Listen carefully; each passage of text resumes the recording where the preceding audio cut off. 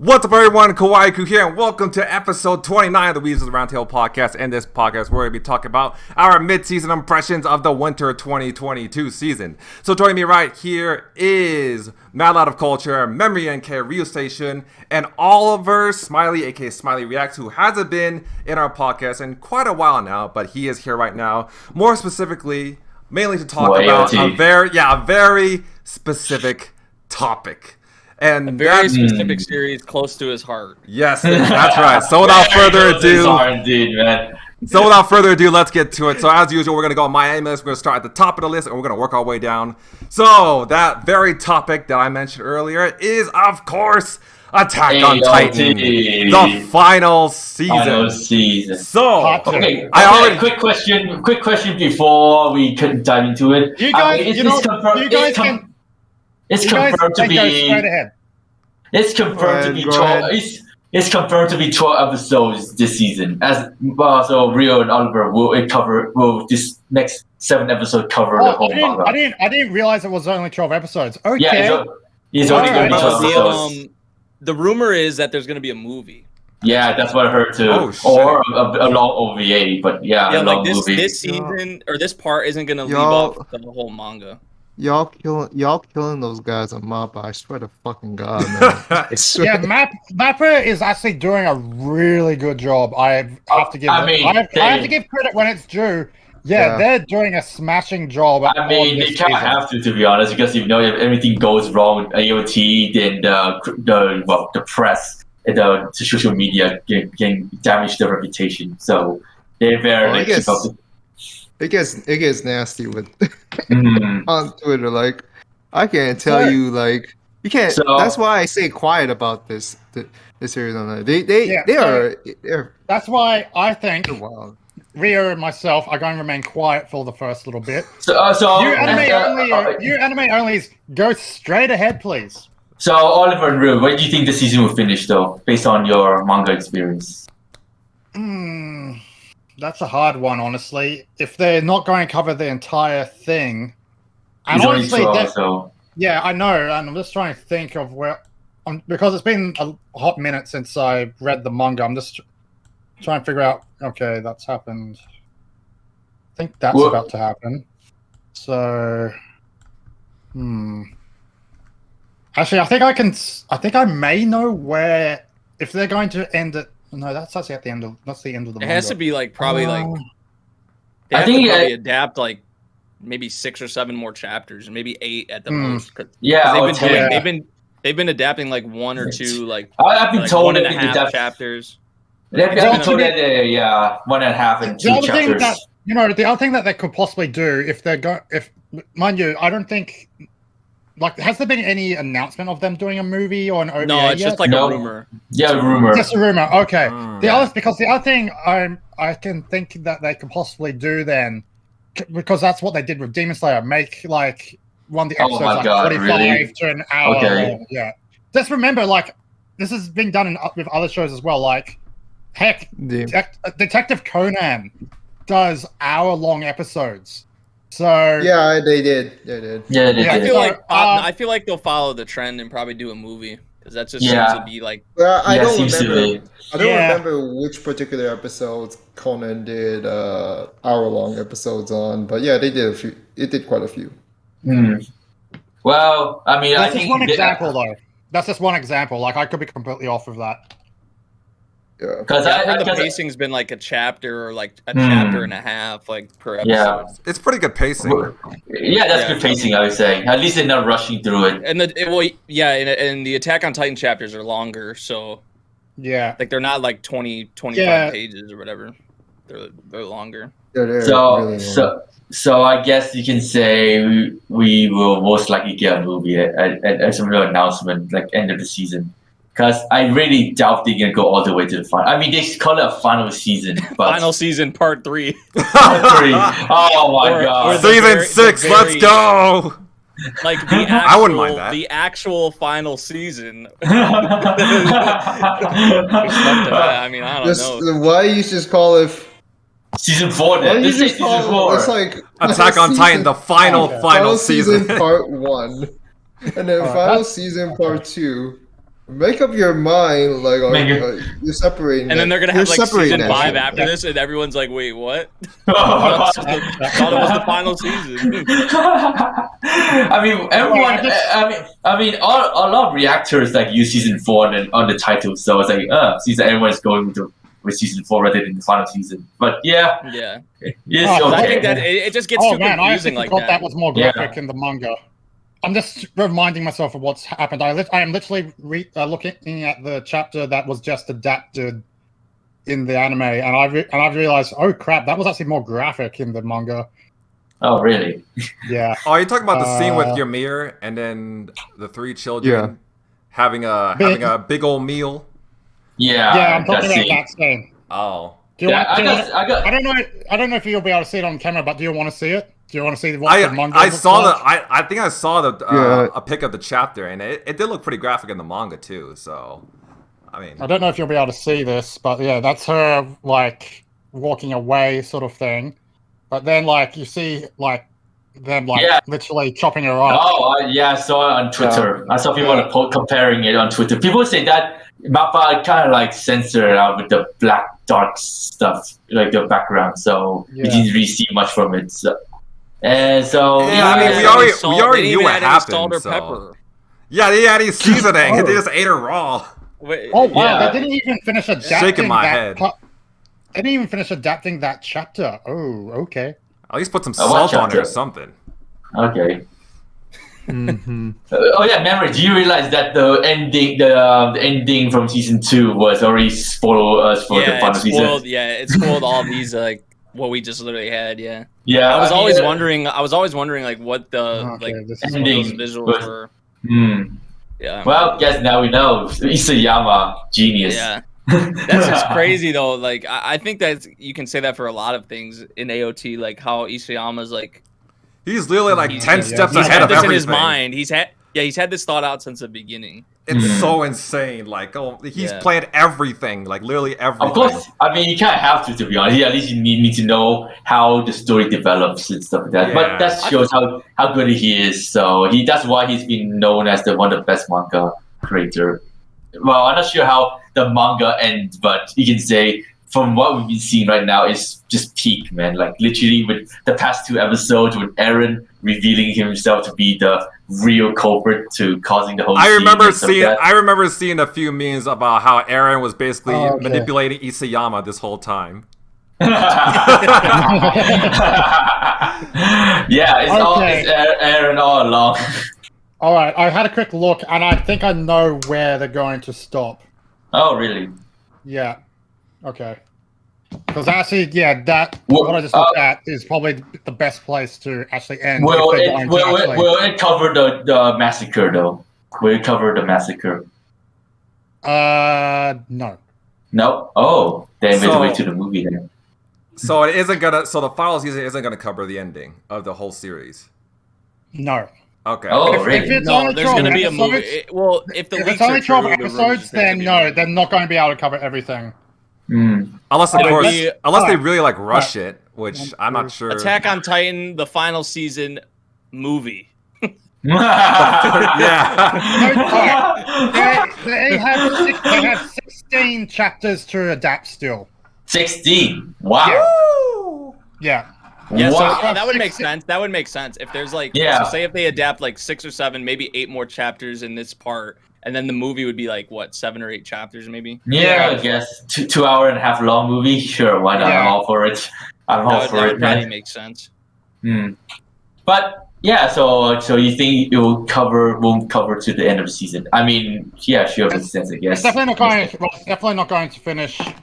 Unless they really rush it, but I don't think they're going to. Yeah, do you think there's a possibility that Mappa might rush it? Like, just get the ending over No, I don't think so, because they need to pay respect to this amazing series, so they might as well go adapt chapter by chapter. I know there's people out there who've said, like, they want, like, I feel like there's 3 possibilities. I mean, they could obviously just go with what the ending of, like, the actual series is. I know some people want like them to do an original ending, and then some people want or are hoping that Isayama is gonna have more involvement with the ending and they like add more onto it or something like that. Which I think in an interview or something like that, I saw before, like Isayama said, like the anime is like the main, like kind of thing that represents Attack on Titan. Like really that thing that like he said something along those lines in the interview.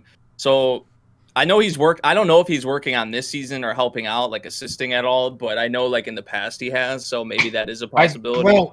I do know that a few of the people who've read the manga have been saying it would be great if they changed a few things, but I don't think they're going to do that. Unfortunately. Yeah, I mean, I heard people calling out for anime original ending. So yeah, honestly, I can totally understand why. Mm-hmm. Yeah, and then like it turns out it's even worse. Especially if it's even worse, I'm going to laugh. Especially, you know, like, what if they did an original ending? Isayama had no input for it, and then it's even worse. Oh boy, I can't wait to see. Can't wait to see how Twitter reacts. Dude, the world just might burn on that day. Yeah, we get an original ending where Eren loses the. It just doesn't finish at all. Just like a fucking Wonder Egg priority thing. Oh yeah. Oh wow. No! Don't remind me of that shit. Seriously, please don't remind me. At the end credits, they say like, and the journey continues forever. I'm like, the real Titan real Titan was the friends we made along the way. God. Okay, so let's just dive back to the anime. So me, Nate, and Kawaii, let's just share our thoughts before Oliver Neal joins the fun. So I mean, Kawaii, what do you think of it so far? Let you have it speak. I've been really enjoying this so far. I think there are still like a few story elements that aren't exactly clear to me because like I feel like the whole lore of Attack on Titan is still like very complex. And it also didn't really help that I didn't watch season 4, but I still have like a general picture of things, so I would say I think I was still able to follow along pretty well. But yeah, other than that, I think it's been really good so far. I mean, the story, and you know what Eren's been doing this whole time and you know the plot twist about how he was one behind it this entire time. I thought it was all done really well, and I mean, honestly, I think, Mappa is just doing like a phenomenal job with this season so far. Also, I mean, of course, I gotta say, your memes, you enjoy the memes the most. Yeah, the memes. That's literally what I wake up to. Like one of the best things I wake up to every Sunday. Just retweeting all those Attack on Titan and Demon Slayer memes. I love it what the community comes up with. I mean, so for me and Nate though, I gotta say, I wasn't expecting a lot of people like really comment on a video. Like when I like go through the reviews of my episodes, I was like, okay, I share my thoughts and so that, and then a bunch of people in the comment section literally just say, "Oh my god, you are so wrong with this and that." I was like, "Oh guys, I this is my thoughts, okay?" But I mean, sure. I guess like the manga readers on their high horses, man. Because like I guess of course you don't know. Of course you don't know what the heck's going on because you haven't read it. And they have. Yeah. Because like the latest episode with Ymir situation, I literally spent like 10 minutes like discussing her situation, and many people said, "Oh, so you support the rubbing?" I was like, "No, I'm just saying that I feel bad for her. Can you guys understand? Like, she went through a huge suffering." And yeah, when I look through more into the Ymir situation, like I gotta say, like I really feel like the whole story with Ymir and her and how she became a Titan and how she still ends up working for King Prince, that really still baffles me because like so he abused you, he sent you he make you into a sport for killing, and you became a Titan, you could easily overthrow him, but you still want to serve him. Honestly, that's domestic abuse in a nutshell, though. That's the thing.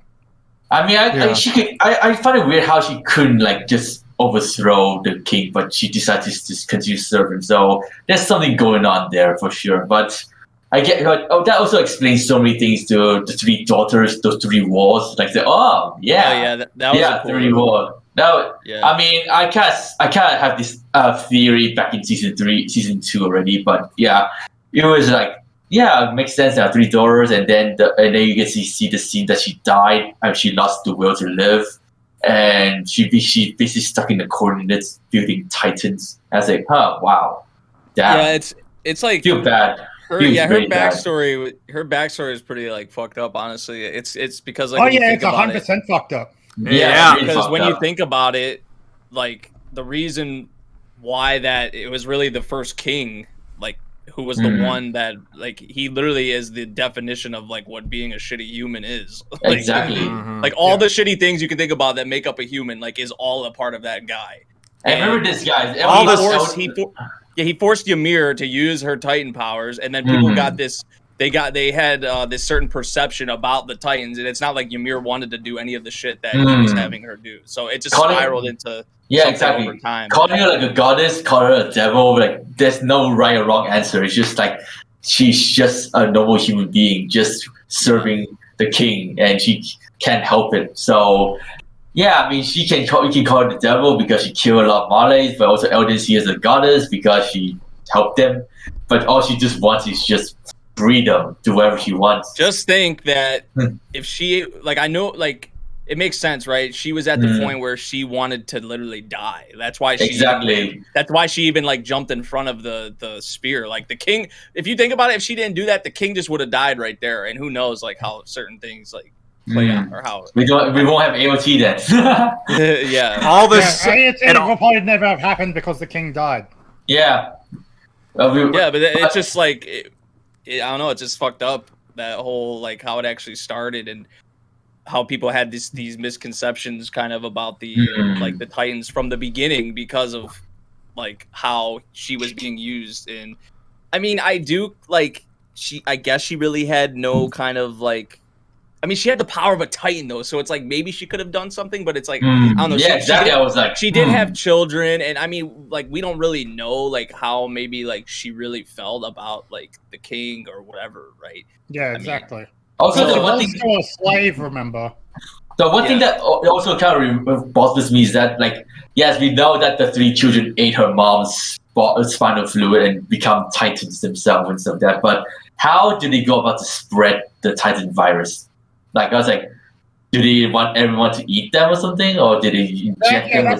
That's how it works. Like, person becomes a Titan, they get like just after they die, they get eaten, and then it goes from there. Cannibalism is basically how it spreads. Oh god, that's pretty much what they were saying. Like, because all her children ate her, hence all the Rose, Sienna, etc. Like, it spreads from there, and it gets larger and larger. Yeah, I like how they showed that. Actually, like you saw, like in the past, they had the 3 branches, and then there was like all. I know, right? Yeah, I know. 3 daughters. Wow. Yeah, that's where it all started, and that's that's like obviously Ymir was the first like Titan or whatever, but that's like where the the main powers of like the Titans and all that started. Which is, it was cool to get that.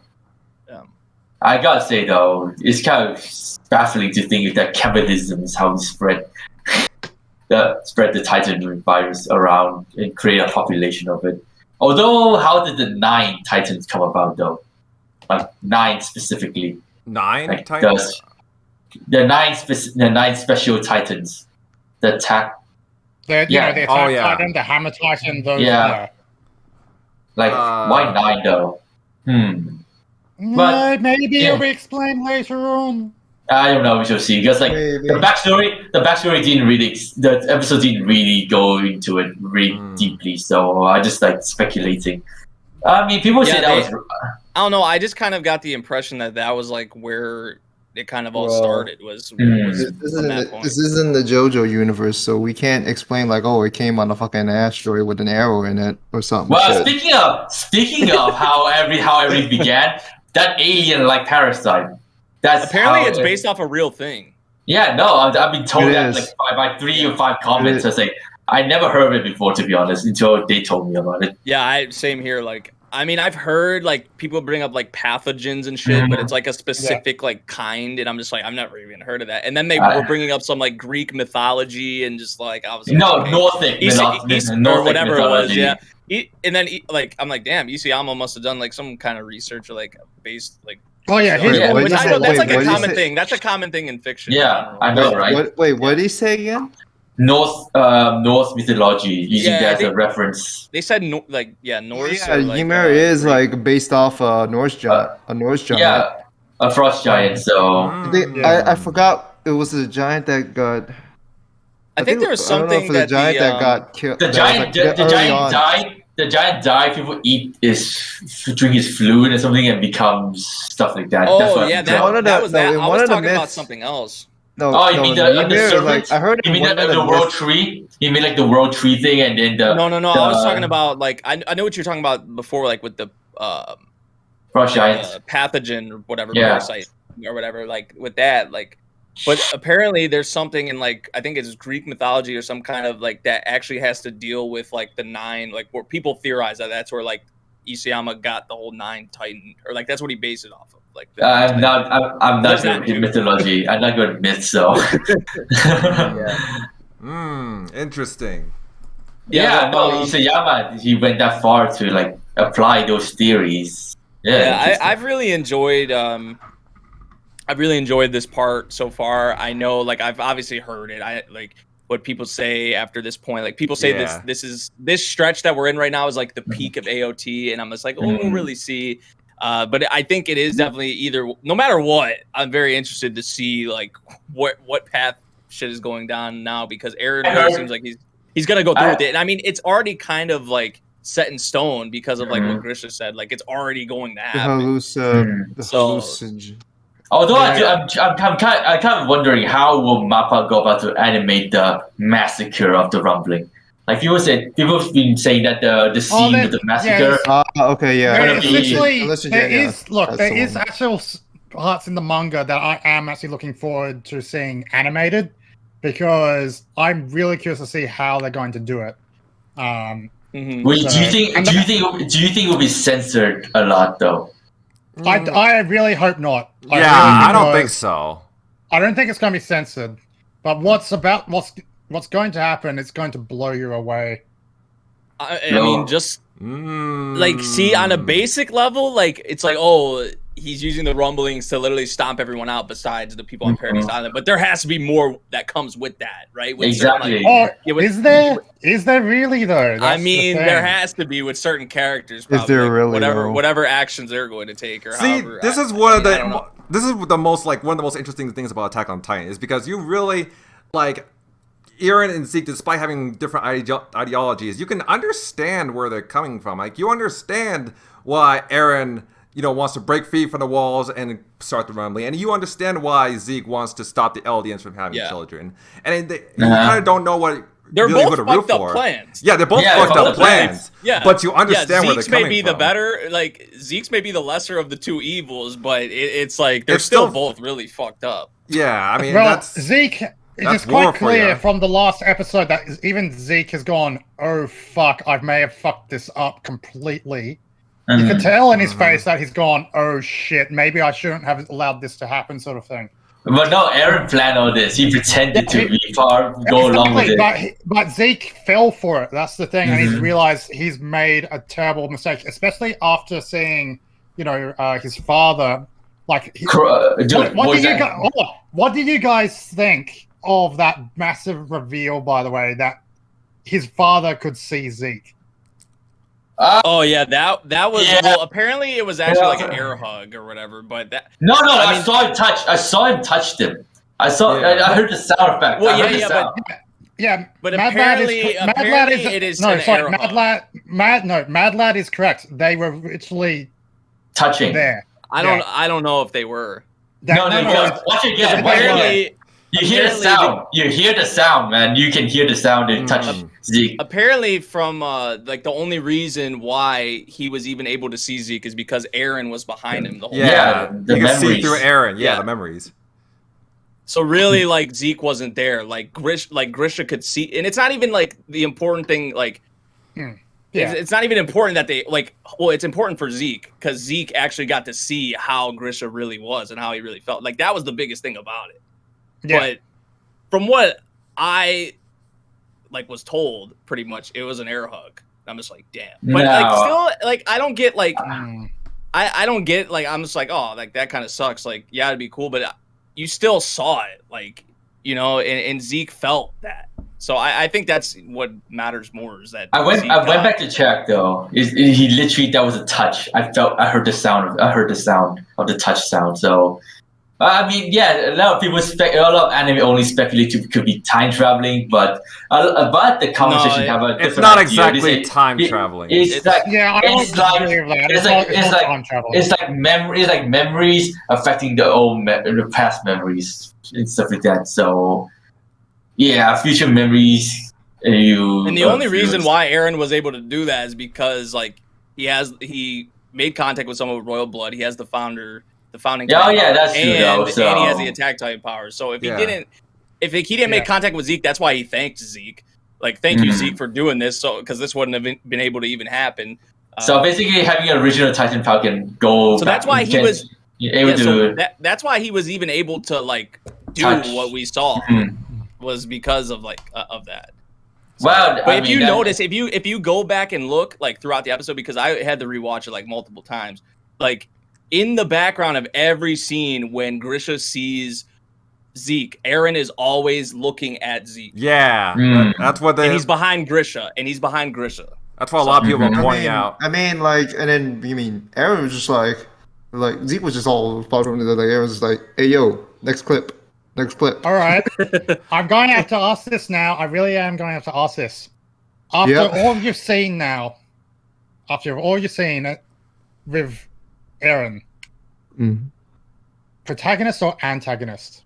Antagonist. He's still the protagonist. He's still the protagonist because he's not. No, Wait, he's no, not. he is. No, he's not anymore. No, he's an antagonist. So who's the protagonist? Who's the protagonist? Mikasa, Archie, and everyone else. Is he fighting himself? That's the thing. Is it Miska? Is it Aaron? Is it Marley? Is it the whole world? Is it Reiner? Is it Zeke? It's a cervical. It's a cervical, man. It's a cervical. It's a Gabby. He's still the protagonist. I know who the real protagonist is. The protagonist can be a villain. The protagonist. Yeah, there's a difference between protagonist and hero, and antagonist and villain. Memory. I know you're still salty over the whole Crunchyroll thing, but I mean, Eren should not have been in both of those. He should have been at least in one or the other.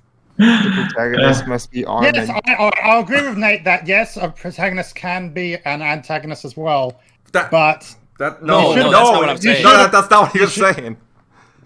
No, the protagonist can be a villain. Yeah, that's what he was saying. I'm pretty sure the protagonist, from what I've been hearing on Twitter, is Mikasa.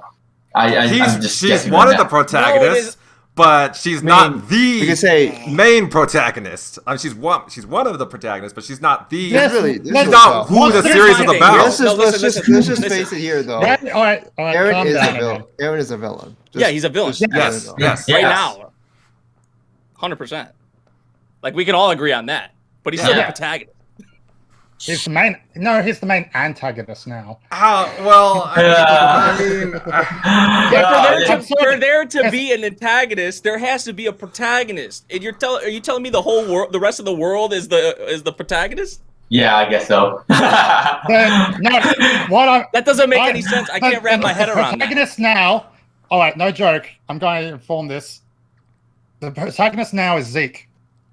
But he's the but he was introduced later, and he's not what the series is about, though. I'm gonna say this right now. A protagonist is one whose motives are driving the story, or what is moving the story forward. So by the question it is Eren. The antagonist is the one that is opposing the protagonist and is trying to go against his motives, against what the protagonist is doing, essentially. Reiner, so it's Marley, and Zeke probably. But it's really hard to draw the line. But it's really hard to draw the line with this one because Zeke cannot be called an antagonist anymore. Why not?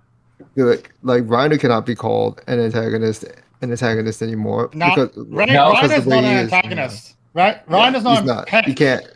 At this point, like not I could even see Gabby. the claim Not even for, Gabby is an antagonist anymore. I could see the claim for early Marley. If we're talking about early Marley, like I could see why you would say it, because I said the same thing. I said with early Marley, it was literally from Reiner's POV most of the time. So early Marley, I was like, okay, Reiner is like a secondary protagonist, kind of like it's like some index, like certain magical index type shit where there's like multiple protagonists and whatnot. So it's like it felt like Reiner was the protagonist at the beginning of this whole arc, and then it was like from the Marley POV. But then when like Eren comes back in, because we didn't see him for I don't even know how many freaking episodes, but then Eren comes back in, he is still the protagonist of the overall series. He is. Nope. Yes, not anymore. No. What do you mean? This is why I gotta say Isayama. I feel like this is the only. Let me ask you this. Throughout the last 2 seasons, from final season to now, how much screen time has Eren had? Wait. From the beginning. How much screen time has Eren had? I mean, significantly less than what he'd had the first 3. It is less. It is less. But when did he show up in the part 1? It was like it was only until like a couple episodes in. Well, no, he was there because he was the old like the hobo dude. He was looking. Yeah, no, right. Yeah. So he was still there, but nobody really knew it was him for a while. Yeah. I mean, man, he, like from that point on, though, he is still around a lot. Like even like after like that, once he reveals that, well, he's here, like, and what he did, like during the whole play and whatnot. Like he's still, I don't know, he's still what drives the story. He is literally the protagonist. Yeah, he's been in the story. He's been the main character since season 1, and like the beginning of the series. So true. I mean, like, I guess if we're talking about, like, if who's the protagonist just in season 5, I guess maybe that could be debatable. But if we're talking about the overall story, like, the overall series, I mean, Eren should still be the protagonist. I mean, because he's been the main character since season 1. This is like a very rare case where you have a discussion. I'm trying to think. Let me get to you. Let me give up another example. Kuromaki Madoka Magica. Who's the protagonist? Who's the antagonist? I can't answer that. I haven't seen it. I can't answer that because I haven't seen it. So some people say, who's the protagonist and who's the antagonist in Madoka Magica? The protagonist is Madoka. Some say it's Homura. But what happens in Rebellion? What is the meaning of protagonist and antagonist anymore? I mean, it's such a fine line now. Because I feel like so is Lelouch an antagonist now? Not. It's really hard to say. He became a villain in the end for a reason, but it's so hard to say if he's actually an antagonist. The antagonist to me in Code Geass was his father. Is Eren fighting himself? No, I feel like trust no one, not even yourself. No. Okay, no. Like, okay, first of all, the antagonist in Code Geass was Lucius' father, of course. We gotta have to get set that straight.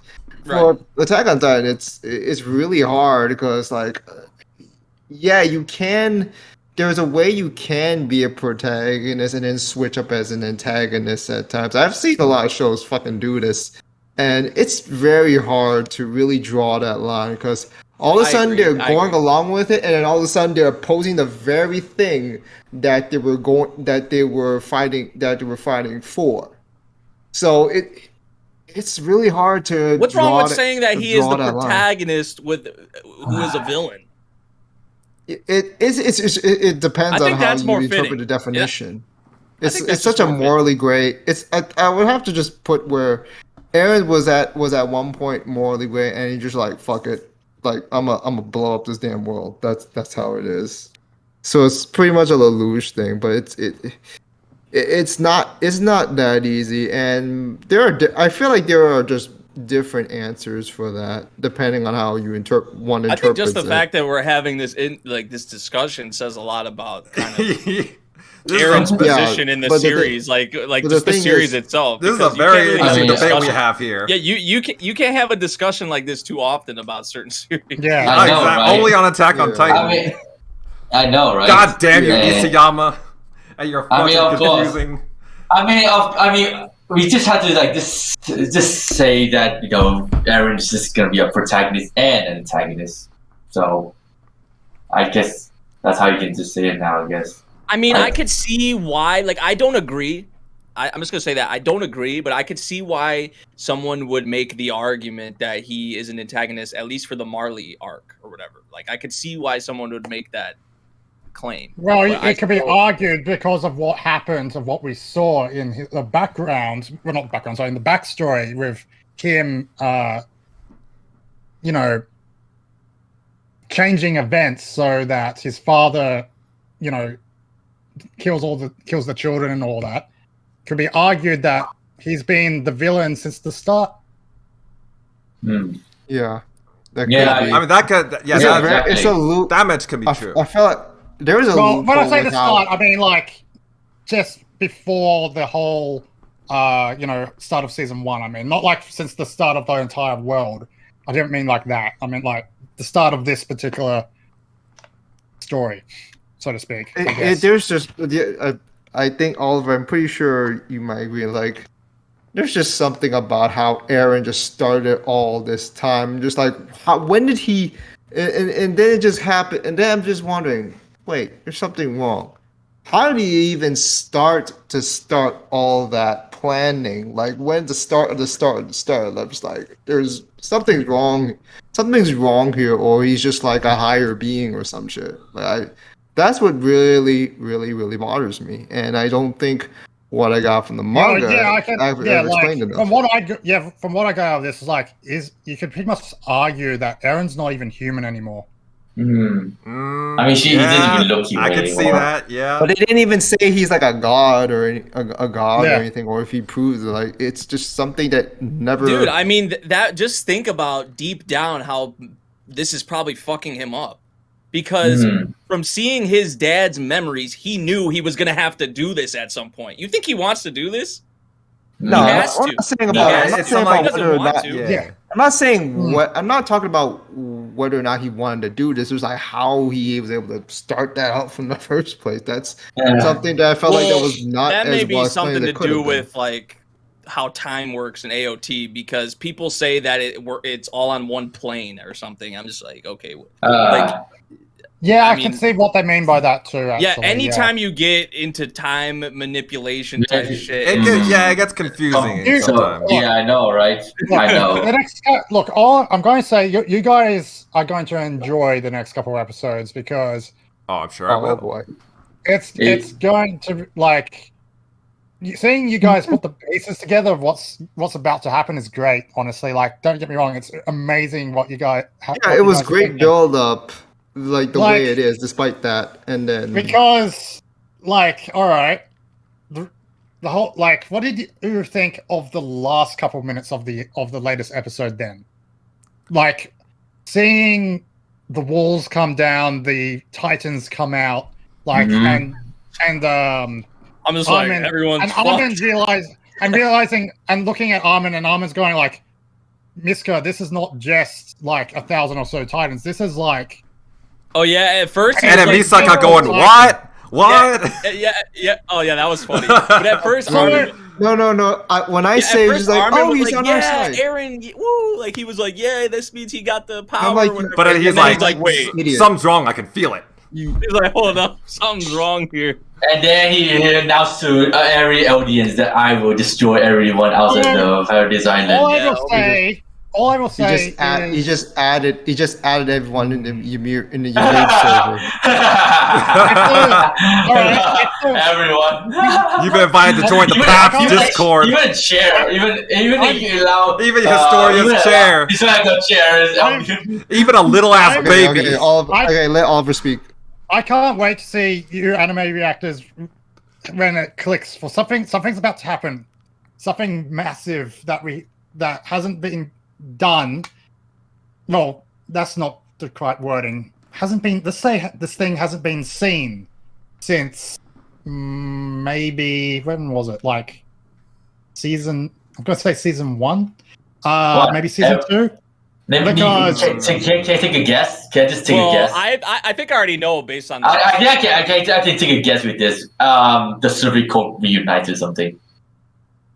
what? Every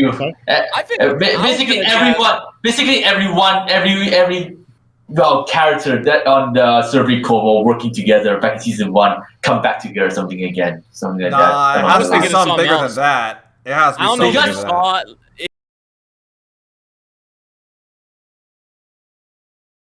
He said if he mentioned season 1, I'm thinking of and this is also taking into account the next title. Also, by the way, I also Aaron said something in the during the broadcasting that he loosened the hardening of all the crystal. So the next episode is called Thaw, like the episode this Sunday. And So- that would make me instantly go like Annie. Annie. Yeah. Armin's waifu. Aaron just said it. The crystal is he's like he loosened the crystal.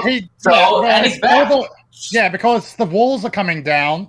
Anything that was like, encased in like Titan stuff, of course it's going to happen. Dude, Yeah, I mean the title of the episode kind of gives yes, it away. Annie- to be honest. Annie is coming back. I mean, no shit. Yeah, No we shit. shit.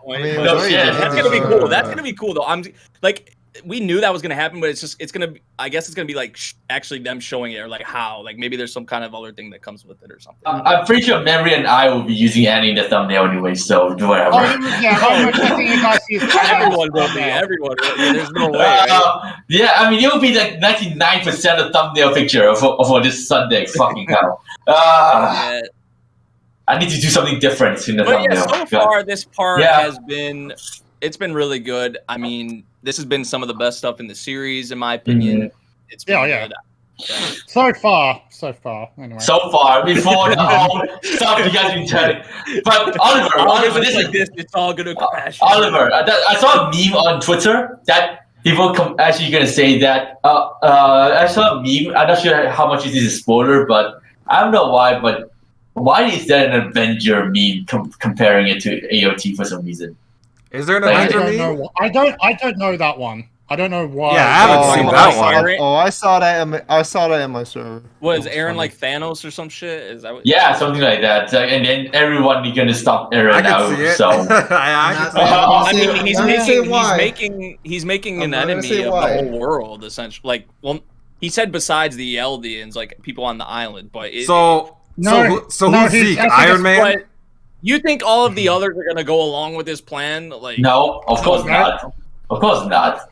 So like even Armin was like, "Wait, what? This is not right." So Armin's obviously gonna have something to say, or like. So yeah, it seems like we're gonna see some interesting Avenger battle against Aaron. But I will have to say this: like the latest OP, which was meant to be like the final opening, it actually doesn't spoil anything.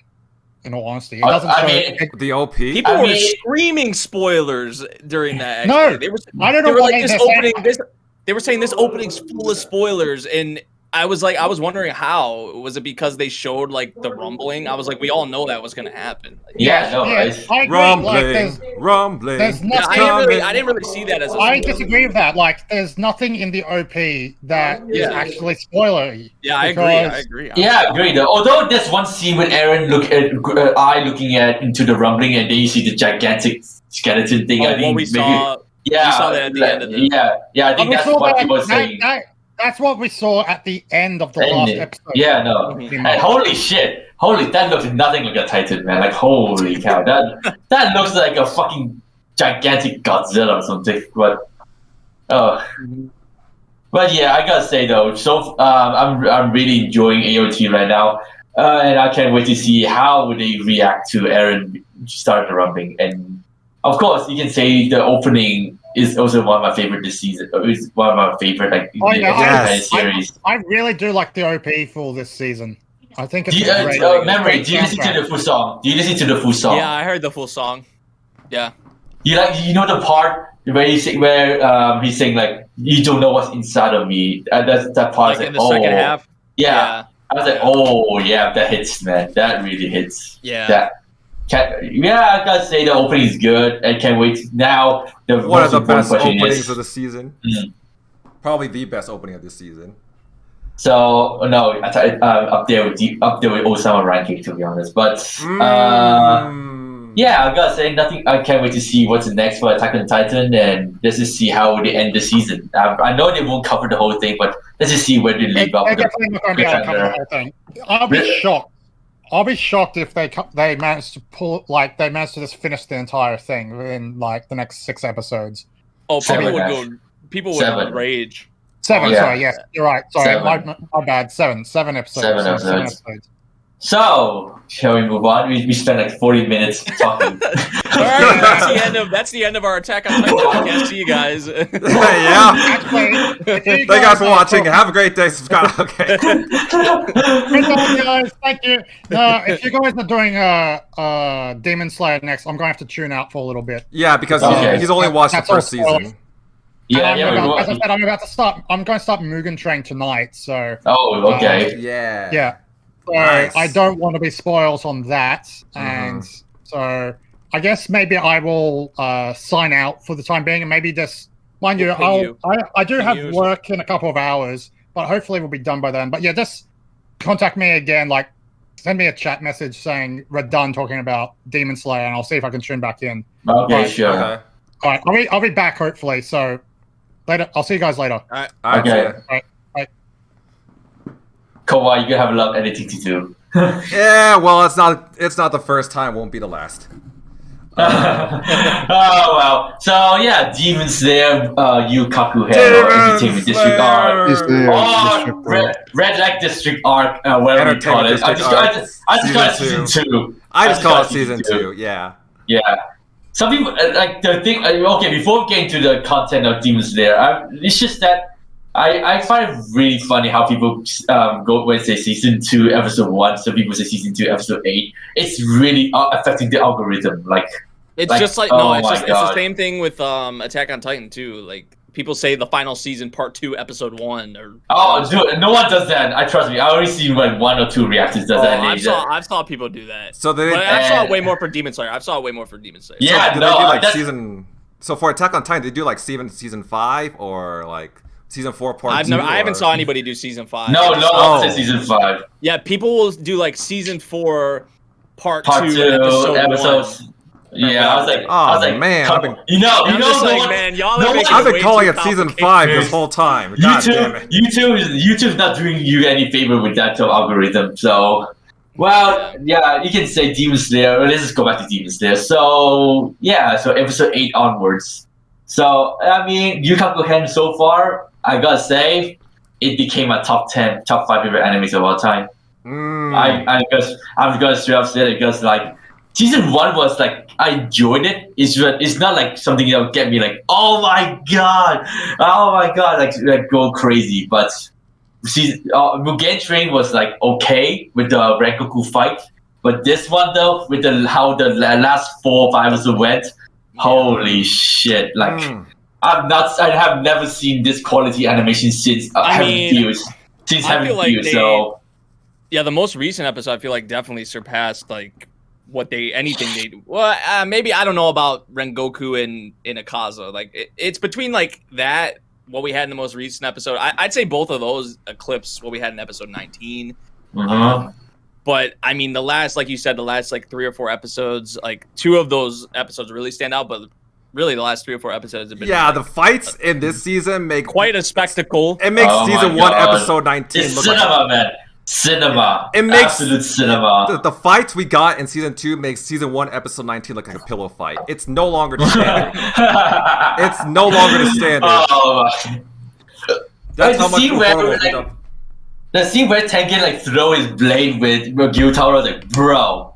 The way they animated that's like I know like I'm not saying obviously like I know people have other reasons why they enjoy Demon Slayer, but that's like that personally is my favorite thing. Like is the production, like the digital effects, the explosion effects, right? The music, how the music plays into it. That is by far my favorite thing. You can see how much Ufotable love this anime. You can see how much passion they put a lot into it. That's definitely my favorite thing because honestly, like in terms of the story and the characters, I'm not like too crazy about it on that deep of a level.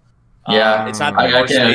It's not the worst thing. yeah, it's not the worst thing by any means. Like the story and the characters, like there's obviously worse, but I think, I mean, that is the biggest standout thing for me is the animation, the music, and all of that. So and not just that, the voice acting and the narration of how it flows. The scene with Gyutaro and Tanjiro, from what manga reader have been telling me, that scene was like the most not so well done scene in the manga, but then the anime just take it to the next level. Oh my god, the whole scenery behind the whole fire scenery, that felt so realistic. Like I was like, oh my god, like you folks were really going all out with this. I mean, kind of makes sense though, since they haven't really worked on other anime projects other than Demon Slayer and Fate. So yeah, the staff they had on the most recent episode was like, crazy. And then now we have a double length finale, which is it's gonna be like over 40 minutes long. A lot of people saying that they have an idea where the finale gonna finish with and I'm actually quite excited because people say that it will involve something with. We'll probably see Muzan or something. Yeah. And we'll be seeing some crazy new characters too. So I say, okay, this is safe for them. They'll tease. Yeah. So because a lot of people in the comment section saying that, oh man, lad, you are not ready for the final episode. I say, okay, save it for them. But yeah, I gotta say, Demon Slayer this season. I mean, obviously, like if you watch season 1 and get trained, you're obviously gonna watch season 2, but. Yeah, but I feel like there's a very solid fan base for Demon Slayer already, especially with the whole Asian community. Because like I feel like the Asian community really, really love this series more so with the West. I mean, I'm not sure about how the West view it though, but the reason I'm saying this is because like I've seen more people like in the Asian community talk about Demon Slayer than any other like anime this season. It's pretty big in the US and the West too. Like, there's a lot. It's really big. Yeah. Really? Is that big? I know, obviously, it's way bigger in Japan. Like, trust me. Even kids 5 years old are watching Demon Slayer. Yeah. That's crazy. That's not really happening, at least from what I've saw. Like, it's mostly, like, teenagers, like, people in their early 20s and stuff like. But, like, it was trending #1 in the United States. And of course, Attack on Titan is trending on the same day too. Yeah, Sunday. We're blessed with Sunday, okay? Sunday is just gonna be life. Yeah. But although this Sunday is the last day of the Demon Slayer Attack on Titan Sunday before Attack on Titan takes over again. So yeah. But I gotta say though, although there's something that really bothers me with the latest episode of Demon Slayer is that how does Inosuke able to keep on that is what I've been wondering. Like, how is he able to keep on Zenitsu? And not just that, he able to fight as his full potential with that injury. I was like, wow. I mean, come on. There's a lot of BS like that. I mean, he did kind of mention that, he would grow up in the harsh mountain, atmosphere, the climate. So he said that he's more resistant to poison. But I mean, Still, I think I can see why they go with this sort of plot line because they want to please everyone, especially kids. Kids want to see the heroes returning, and they're very powerful and strong. So that's why they want to see the industry coming back to support. Yes, you can say they do this to please the younger generation, but for us, critical mindset, YouTubers. Some of it is like, how much shit are you gonna keep pulling out of your ass? Yeah, and then also something that's been bothering me lately. Like, it's not like too crazy, but I swear Tanjiro has said like, I can't give up like 30 fucking times. I had to make a joke in my reaction. I'm like, I'm gonna start taking shots every time he says I can't give up. Like, I'm really gonna pass. The man is literally too angry to die. Tanjiro is just like one of those typical plot armor protagonists that just I want to fight to the end. I'm not gonna give up. I have my sister to look after. Tengen came back and saved him. I was like, oh, that was epic. But Tengen, man, like, oh wow. I got a question. Do you guys like Tengen more than Rengoku? I like them equally. Yeah, I like them equally. I like them both. Yeah, I'm kind of about the same, to be honest. I mean, if I get to know them, if I get to know all the Hashira better, I would like all of them. Even the most quiet, even the snake boy, or even the most aggressive one, which I I bashed out back in season 1, and people were like saying, "Oh, you don't know about the situation. You have no right to say that." I was like, "Chill. Wait until season 4 or 5, then we can talk." So I have a feeling that each Hashira is going to get like their own arc, or at least like a significant amount of screen time. Oh yeah, do you guys realize we haven't really dived into the backstories of a demon yet? Of Daki and Gyutaro. We haven't like dived into the story yet. They might go into that. Oh yeah, they do.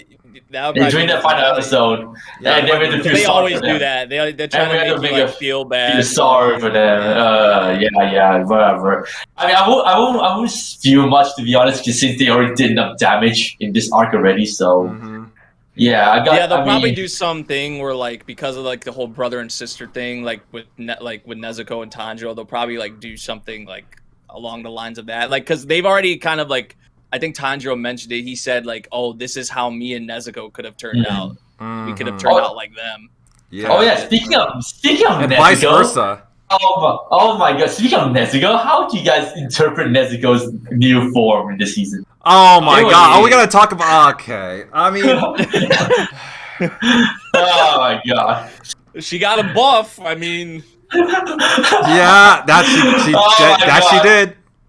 Seriously, the community, the haters on Twitter say, "Oh, you're over sexualizing." I say, dude, have you seen any other animes? Like, why Demon Slayer? Why Demon Slayer? Because Demon Slayer is so popular. It's an easy target for these. Oh for these my people. God, seriously. Yeah. Like the hate for Nezuko is just so stupid, to be honest. Like I just can't even stand. I laugh at the logic.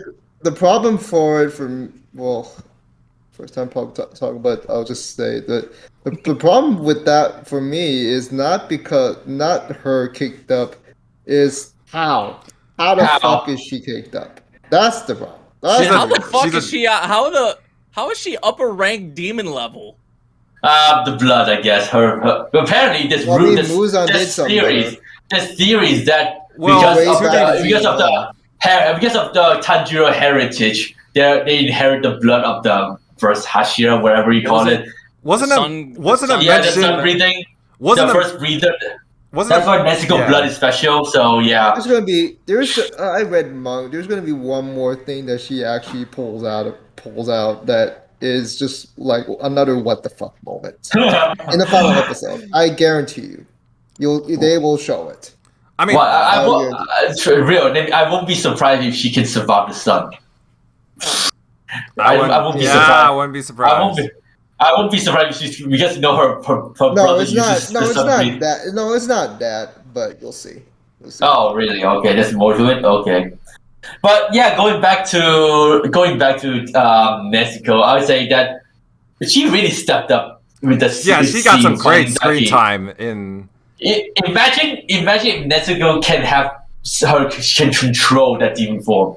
How badass she can be, man. Oh yeah. If she can control that demon form, she can be one of the most badass supporting character. But nope, she needs blood. So she needs rest. Yeah. She needs rest and blood. So. Yeah, I remember when she turned back into her chibi form and went back into the box sleep, and I was like, well. I guess that's the end of Nezuko's screen time. She won't have enough. She won't have screen time for the rest of the season. I guess that's fair to say. See ya halfway through. See ya. I'm seriously feeling bad for Nezuko voice like Akari though, because like, she's getting so little role for the Demon Slayer. Well, I mean, I'm guessing they pay her like quite a bit of money just to say a few lines. I mean, that's not that big of a deal. Yeah, that's good lines indeed, man. But anyhow, there's one thing that also raises like my question regarding to the entertainment district art is just that Demon Slayer is quite a popular series among kids too, like young 10 years old, by the way.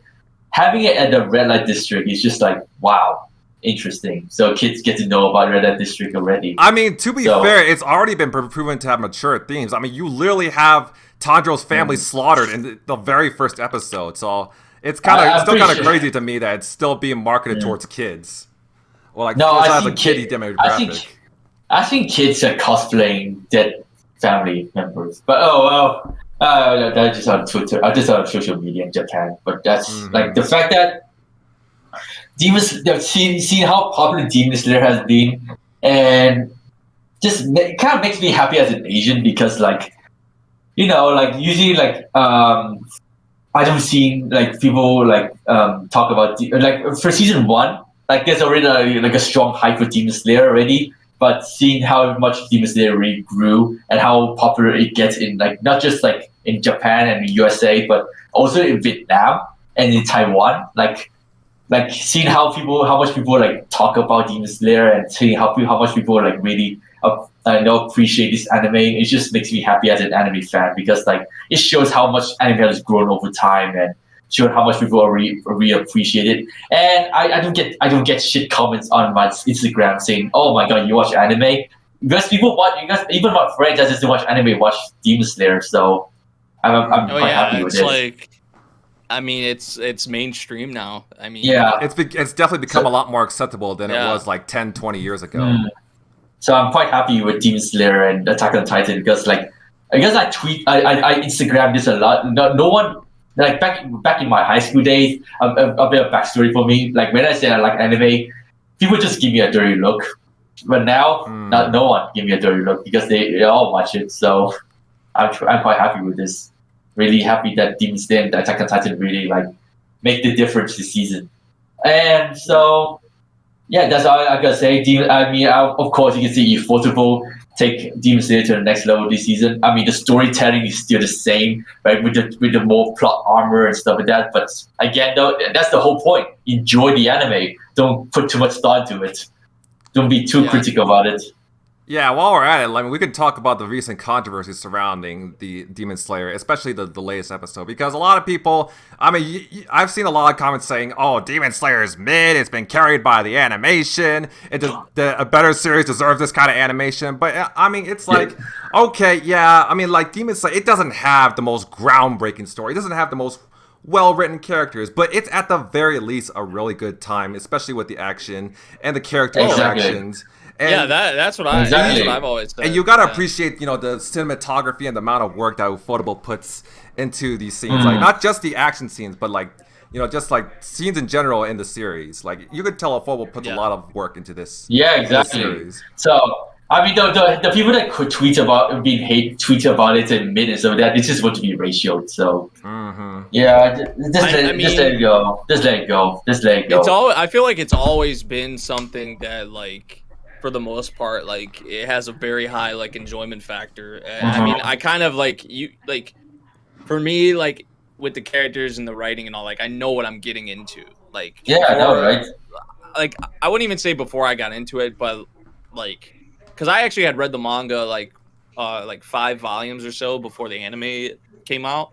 Oh wow! And yeah, so like I kind of like got an idea of sort of like, oh, this is like how it's going to be. It's going to be like how a lot of other shonen are, and so like what you're getting yourself into. So I mean, if people start Demon Slayer, if they're watching Demon Slayer and they know what it is and they know where it's from, like, come on. Yeah, I mean, this is just to be expected with a lot of series that are like this. I mean, you're not really, most of the time, there are some exceptions, but most of the time, you're not going to have, like Kawaii said, the like most groundbreaking story or like the most well-written characters or whatever. Like there may be some outliers, but I mean, but it's still like, I feel like, I mean, without Ufotable, I mean, who knows what other studio would be on it? Like, we can't do anything about it. It's Ufotable is animating this. That's what it is. Like Bones or David David Productions could have taken it. To be honest,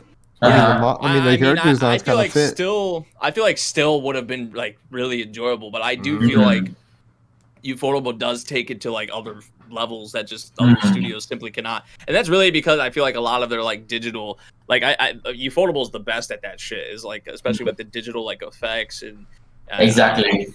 They're just that good with it. Yeah. So, and then to be fair, I don't agree with like the other people who say like, oh, Ufotable should animate every single like action anime from now on, or people were saying that Demon Slayer should be in everyone's favorites. I don't agree with those either. Phone Table actually has a composition technique called what I found out was called anti-aliasing. Aliasing. Yeah, you were right. Yeah. And it's a way where they make the edges really soft and smoother, like on the borderlines. So it gives it such an in-depth effect, which I see more of in Fotable's other series, especially Fate, especially Massiverse. Yeah. But not so much Demon Slayer though, because of the way the panels are. But the compositioning with 3D, yeah. But please do not ask for your series to be animated by Fotable. Yeah. The style it is not a one size fit all.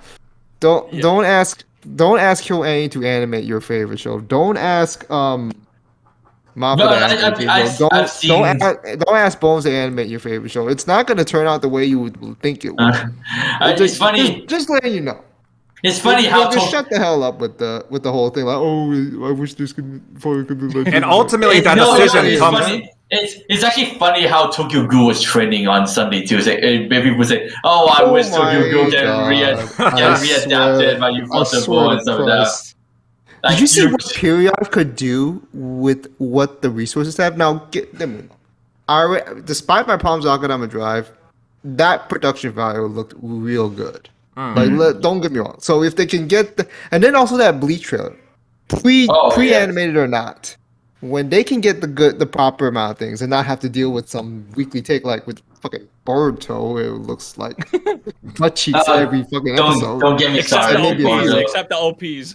The OP is good, but don't get me started. Don't get me wrong. The OP is pretty nice looking, but like when they can get the proper production, like when they can get a proper like plan going, and we know that with TV, most TV shows in high image industry works, it's gonna be tight. But when you can get it in a good plan going, it can look really good, like with Akadama Drive. And so we can't so I remember when I used to shit on Period. I admit that, but it's just like, yeah, it was just a bad moment for them, and with how they ended up screwing up Tokyo Ghoul was just an unfortunate part on their end. I think there was a plan in where like they were forced to rush it, like they weren't allowed to do more seasons of it or pace out more or something. Maybe something happened. I do not know, but whatever happened at the time, Tokyo Ghoul as an anime just got totally shafted, and it was unfortunate, and it just put a bad rep on Period, which was really well known before then when they was animating, not when it was doing Naruto and Bleach as well. Yep. So yeah. So don't just ask for like, folk they like that. Like, you're good, competent studios with competent time and the kind of staff. They can do just as good a job, if not better. Just saying. Yeah. Okay, so we're done with Demon Slayer or something? Yeah. I didn't want to talk too much. I didn't want to talk too much about Demon Slayer because y'all know how I feel about that. To be honest, I will say this right now. Yeah, I will say this though. The quality of that last episode looked really good. It's just that I just wasn't into it, hyped into it, or enjoying it at all. It's just like oh yeah, it's pretty good, nice looking composition with the fire and all, and just like that's it. I have nothing else for it. But so that's why I didn't want to talk about it, speak much about it here. Sorry. Okay, something you can talk about next. My Dress of Darling. Let's go. Oh yes. Oh yes. Which is I'm sure is a lot of other people's anime of the year. Unironically, my animated season at least. Anime year, I do not know. And apparently, it beats Demon Slayer and Attack on Titan this week. Last week. At least on Annie Trending. Twice. Yeah, Annie Trending. Twice. That's like they can't keep getting away with this. Did you see the meme with the just staring down?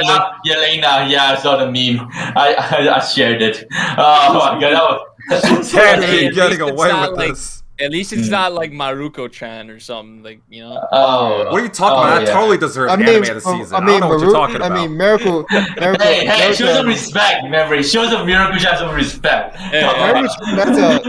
That's a meme by itself, but I feel like Sailor Bisco actually deserves it. It does deserve it. It deserves at least some of it. It deserved though. Although I'm not sure how the story takes off now. I mean, will we see the same like making cosplay and stuff like that, or will we see another like? From what I remember, another like dojo character development or something like that. From what I remember in the manga, and at the time, like I was not feeling well with the manga because of how paced it was, but I don't know how the anime is gonna do it. But the anime so far is doing alright. I think it's sort of a slow. From what I remember, it's kind of a slow burn sort of thing with trying to flesh out the introduced characters and all, because we should already know by the opening and some of the key visual that it's not just going to be centered on them. It's going to be centered around like their interactions with other characters as well. Mm-hmm. We can't just have them all like it would be nice. I mean, like sure, like people would be fine, but for it to be a little bit more interesting, you got to introduce more characters. Now, you don't want to dilly-dally with them too long, like have them take up too much of that spotlight. But you don't want them to just be shoved aside as well. It's such a difficult thing with rom-coms. Now, I'm gonna say this: when the first impression that I used to have was like I wasn't feeling with the whole gal sort of setup. You know how I felt about it, right? My Hajime no Gal fucking that one. That's serious? Yeah. That was really good. What are you talking about? Hell no. Don't get me. Don't at me with that. But yeah, that's what fucked me over. And but it turns out like these are not just one-note characters. Gojo has a lot of like, I'm not gonna say he's totally realistic, but he has a lot of aspects to his character, especially how he deals with things mentally, which makes him quite relatable in a way. And it's just like, oh damn, I felt that, man. I can really feel that. I can understand how I feel, especially like the one thing that episode 4. Oh my god, like when he says just like you try as much as you can, you put under stress, and you just feel like I'm not good at this, no matter how hard I try. And it's that feeling, and that hits because you're at that point, like you might give up. And for me personally, I've experienced that, and I've given up on what that was, because I just never been able to get that motivation or that support at the time. I just never had the drive, and I just couldn't picture myself keep doing it. And when I see it Gojo, I'm like, he's at that point where I kind of was, but he did have support, and the incentive is like, if you can keep people smiling, if you can make others happy with what you're doing, like whatever hobby or profession you're in, it'll be worth it to where you can tough it out. Now, of course, his issue with that in mind, he's able to push his problems aside. He didn't solve it, but he was able to put them aside. He was able to smile at least. I mean, it's like it's one where it's weary, but it's genuinely a smile, and it's just there. Like it's just like that's just so resounding for me. And then also, before I let others speak, Marin is impressed. Like she turns out not to be just eye candy. Sure, Cloverworks loves to animate the hell out of eye candy. You tell me, alright. I will give it that. You tell me, alright.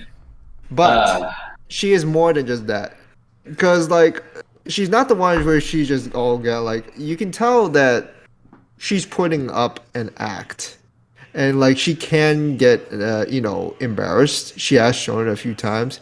She does show concern, like genuine concern. It's just like she doesn't feel. It's not like feel like she is. Oh, there's it doesn't feel like she's out. She doesn't feel like she's out of character trying to do it. She just kind of just feels like her conversations with Gojo are not doesn't feel forced. It just feels like normal. It's just trying to like, oh, what's wrong? It's like, oh, it's nothing. She left it, and at that time she left him. She let him be at the time. Like she didn't want to bother him. She didn't want to bother him like most others would. And then when she realized like, oh, she was working all this time on that dress just for me, because I did not and she did not specify that. Oh, it's not like I wanted it like right away, and then she realized that. Oh no, I made a big mistake. I feel, and she felt really bad that's why she teared up. Just like, you did that all, like, and like she knows she could have just told him, just like, oh, that can wait. And like, I'm probably not going to wear it at that event. I don't know if I'm going to go to that event, and that's why I was like, damn. Like, some people may think it's random, but when you think about what happened with, how they just met, and how she just, and then how it was kind of casually, she kind of just like, oh, I would like to do that, and then realize, oh, I made someone just go through, look like that. Like, you see Gojo's kind of just weary and all, and you're just like, he looked about to cry, and then she felt really bad. And she knew what he was going through too. Yeah, exactly. His grandpa. Especially with grandpa too. Yeah. So I mean, I gotta say, episode 4 was like, my favorite episode. My favorite episode, man. Episode 5 was also really good too. I mean, it wasn't as good, but just like the last part of the episode is just like a defining episode. I'd say a defining moment of the season. I mean, I would say, like, how would she react from this point on when Gojo kind of said that at the last scene of the train? So I'm quite curious how she. It's gonna depend on like how, like, does she think? Should I tell him about that? Because I saw the preview for next episode. I saw that she was blushing from Gojo, so I was like, I can see something going on there. But okay, yeah. But the thing is, they don't want to rush that romance. But yeah, they at least are not trying to drag out things too. Like, there's a lot of things where, like, early on, when Gojo was fearing, like, I don't want to hang out with you too much because, the people could think we're just going out something, and she's just like, oh, why don't we just go out for real then? And he's like, what? she just jumped to it. Just like, other shows would just drag the shit out of it for like two or three seasons. I am just like, I'm just excited to see what's the story, her backstory, her family situation. I'm always so curious of that, to be honest. Like, I don't remember. There's definitely. I don't remember when and if they're gonna cover it at all. I mean, is that a reason why she decided to be a gal? Is that a reason why she decided to act like a gal, or is that what she brought up to be? So there's a lot of questions regarding Mari, but so far I know that she's a passionate eroge cosplayer. So she really loves what she does. She is not shy with the eroge stuff. I gotta say, that's what I also like about her, man. Like she literally just put it extra. Like, yeah, he did the thing all right, but then she was looking at the one she was gonna cosplay, and she was like, wait, her chest is there. Her chest area is a lot larger. So she was like, oh, maybe I should just do it. She wanted to make exactly like, and I'm just like, oh, wow. Like, and to risk all that strain, and it has to be hot out there, and she's wearing that, and then the extra weight. By the way, I gotta say, she has no shame, man. She's shameless. She's shameless, man. Like, episode 2 was peak. You know what I mean? Oh, and she was in the bikini. Or whatever. I think it was either bikini or underwear, but yeah, bikini, yeah. Oh my god, that was peak. I won't say she was complete. I won't say she's completely shameless though. She does get embarrassed, like I said before. But she does. But I know there's a limit to how much a girl can hold in their embarrassment. But still, man, seeing Mari able to like do that much with Gojo already as a very beautiful girl, I was like, wow. Okay, fair play, Mari. Fair play. Yeah. I think it's where like she can get, there's a point where she can just mess around and like she's also embarrassed. Like, it's more believable in my opinion. Like the way she goes about with it.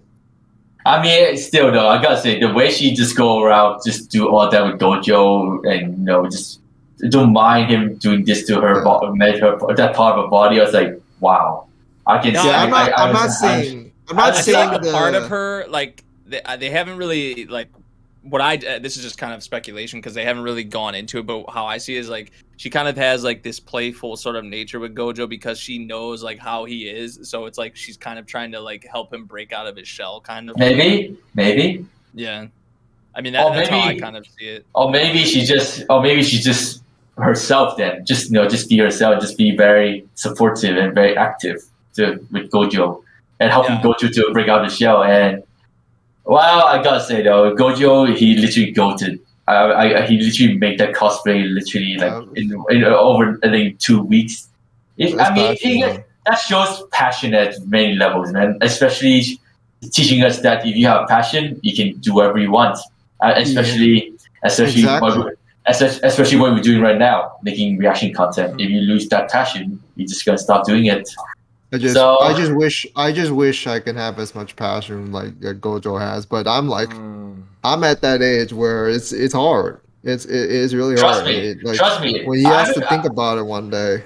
I'm dropping a lot more anime this season than any other season, and of course reaction. It's not because of the quality. It's not because of any quality drop too in your regards. It's just like how you keep it up. How you're just going to keep it up. That just the incentive to do things. It could be just from. It could stem from the littlest things, or even the biggest ones. Regarding to the cosplay thing in this anime, yes, we already tackled the characters already. But when episode 5 came about and they went to the cosplay event, No, not that. It's just that. It kind of reminds me of my time visiting in Japan when I went to conventions, and how people go about it. There's a cosplay zone in the convention hall and stuff like that. And I'm not sure how it works in the US and stuff like that, but in Japan, there's you need to go. You have this sort of section. You cannot wear your cosplay to the convention. You have to go there and get changed, and that's what. And of course, in the cosplay area, you have to be more respectful and lining up. And of course, you can see photographers bringing lighting and bring their own lighting and bring their own camera and stuff like that. That I guess in Japan, cosplay is actually a job too. So I can actually see some of the professionalism in this episode. Well, not too realistic approach, but I can relate to it in real life too. So yeah, that's why it gives you. It gives you a good idea on kind of how it is, and all that's why I also like another thing I like about this series is how it's kind of going into what cosplay what makes a cosplay and kind of what work needs to go into it. It kind of ties in with their passions, obviously Gojo and Marin. But that's another thing. That's another thing I really like is just doing what you love and just seeing others do what they love, especially when you're close. To that certain person. Oh yeah, let me ask you guys: have you guys cosplayed before to a convention? I haven't. I've did it once, but it was I don't know if you guys remember it, but it was my very first Comic Con. I went my very first Salt Lake Comic Con, where I did a really, I did a very low budget version of Karma from Assassination Classroom, where I had this cheap red hair dye.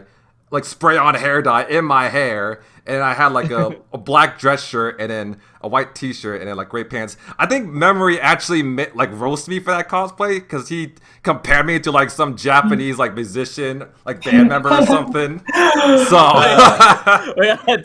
I think I remember that. Yeah. You reminded me of someone I knew from a I still don't know how, because I don't think we looked alike. I mean, he had black hair, I had red. I forget who it was. Oh wait, I remember who it was. It's Kuro. It's Kuro from Homemade Kazoku. I don't know who that is. Yeah. Well, so can we for me though, I cosplayed 3 times. The best one I had was the Shiro from Apocrypha. I cosplayed as Shiro from Apocrypha. Oh, nice. You know that? You mean the one with 2 swords? Yeah, I cosplayed as him, and that was my best one, and I never ever cosplayed again. Oh, so I just remember I also cosplay as Accelerator last year for Halloween.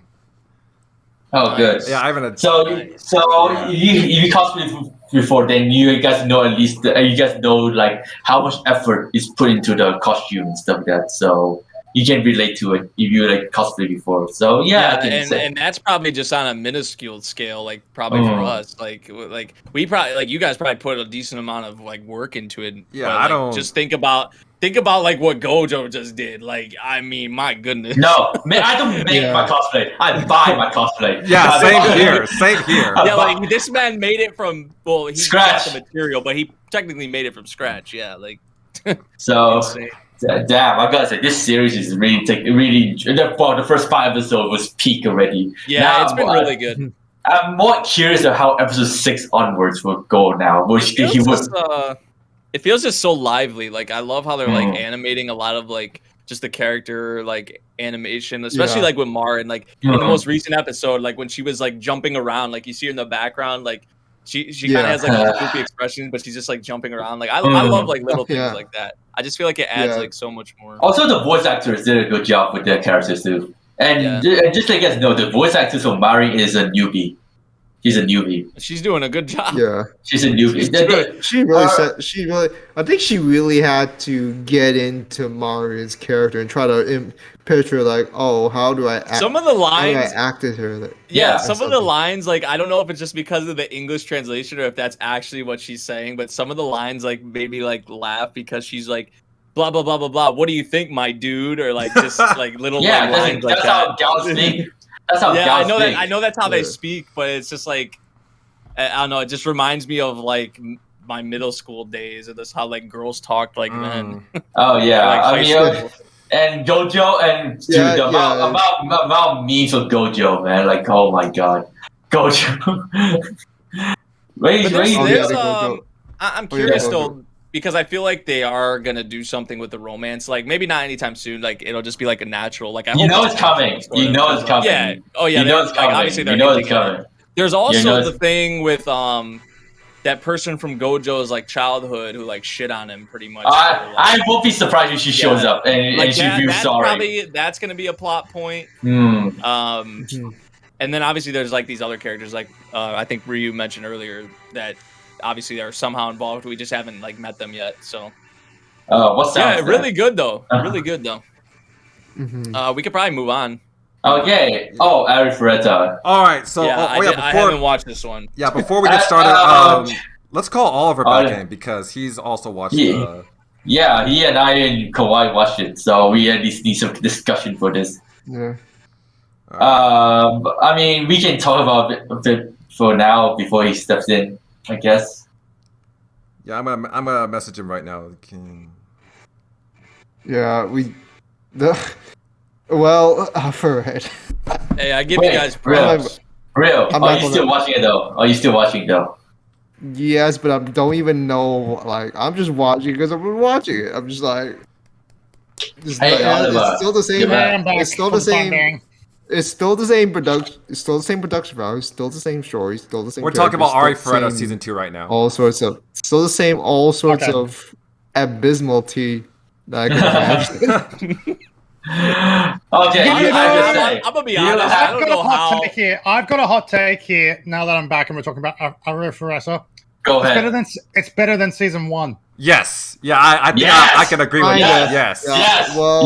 Yes. Of course. Well, you have to also remember that in between season 1 and now, just remember we also had another show like Arifureta as well, and that was Spider. Oh, that. I've heard. Now that I've seen Spider and I'm watching this, Arifureta is better than Spider. Oh shit! I'm saying it. Let's go. In terms of production value, I'm going to say this now. In terms of anime, I'm pretty sure. Anime-wise, I want to stress this enough. Anime-wise, Arifureta season 2 is better than Spider. Okay, I'll give you that. The CGI in Arifureta is heaps better. Well, season 2 wise. Yes, season 1 was god awful. But so was Spider. The Spider's CGI was also really bad. So, in comparison, I haven't seen any bad CGI in Arifureta season 2 yet. That can change, but to be fair, all right. we have seen bad CGI in Arifureta season 2, but that's only because they're using flashback footage from season 1. So, and that flashback footage is the bad CGI. So, yeah, I will say that. But in terms of story, it's a lot better. Trust me. I can smell that Hajime is struggling this season 2 than season 1. Season 1 is just seem having the plot armor of being a badass protagonist, go around, do this and that, get the girls. Yeah. But in season 2, you saw him struggle against the demons in general. He's actually struggling. He feels more like an actual character now. Yeah, no, I know, right? I can agree with that. Characters, I actually think the characters are more likable this time around. Ooh! Wow! That's interesting. I didn't rewatch season 1 before I watched season 2. I will admit. So, but I am glad I've got people in my comment section who is actually reminding me of stuff from season 1. Like I remember some of it, but there's parts I completely forgot about. So yeah, I'm actually glad about that. But yeah, like I'm actually. Long story short, I'm actually enjoying season 2 of Arifureta. Like it's not anime of the season or anything like that. Don't nowhere near anime season. No, I wouldn't say that. But it's not. It's actually not bad. In fact, it's not even terrible. Honestly, it's actually good. Yeah, no, I got agree. It's actually good. That shocked me. Like I was going, like originally, I will say this, like. I wasn't going to react to Arifureta at all. I was like going, I remember season 1 and not enjoying it. But then I realized I actually don't really have that much to react to this season. So I was like, yeah, okay, I'll give it a shot. Maybe I'll get a bit of a laugh out of it because it'll be so bad that it'll be good sort of thing. But then I actually started watching it and going, hang on. This is actually entertaining. This is actually some good story. What the hell happened here? Like it's not like sure. I feel like season 1 is just getting most of the prologue out of the way, and season 2 is where. Well, that's what I've been told. Well, that's pretty much it. Season 1 is pretty much the prologue. We've now actually reached the main story. So. Yeah, go on adventure with his harem. I guess. I'll give you guys props. I don't know how you got this far. Isekai trap. Isekai trap. I'm just suffering. But it's pretty good. I'm just suffering. Just suffering. Also, to be fair, we suffered through Spider. Okay, so this is a massive breath of fresh air in comparison. I'm actually kind of glad Spider came along because it's made this better. The bar is not even in the the bar is in the mud after a massive thunderstorm after 5 days.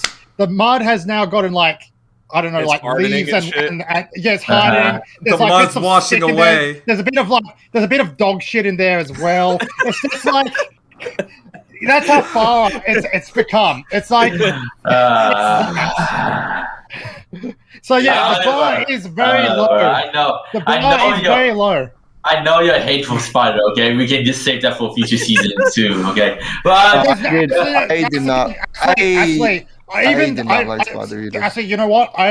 Some of the comments I've been receiving, even those who have read the light novel of Spider, I've been saying, yeah, there's not going to be a second season. Because apparently they had a lot of issues, didn't they? It's not because it's not because of that. It's because actually what I've been told what comes next in Spider is that we don't see the human element at all for I don't know, 20 to 30 chapters.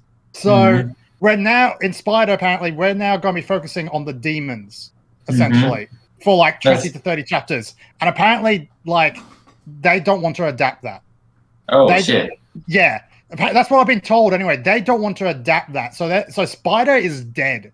Essentially, there's going to be no more anime adaptation of Spider. It's so done. That, and then they had a bunch of production issues at the end. Yeah, that too. So yeah, I don't see Spider coming back. Oh yeah, that was just oof.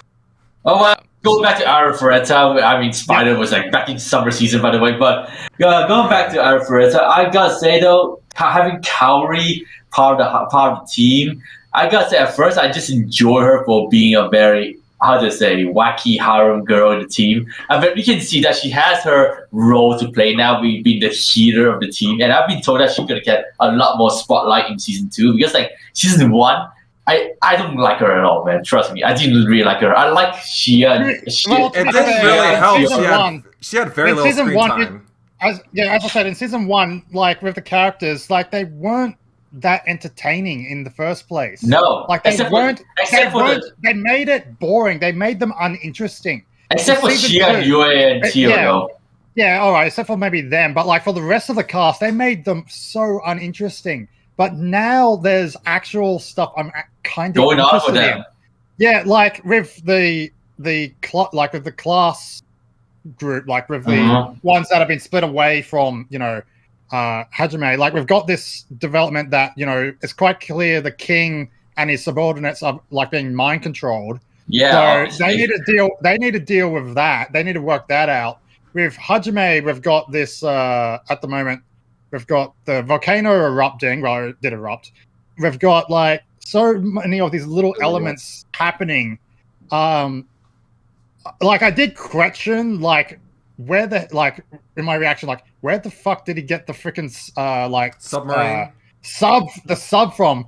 But then I was like, they did explain that. Like they actually went and explained, oh, he got the sub because like it was from like I don't know, like what was it like it was teleported in or something like that. Yeah, something like that. Really, yeah, and I was like, okay, they actually bothered to explain that. Like nothing was explained in the first season. Like it was all prologue, and like it was pretty much like it's all prologue, but nothing is happening.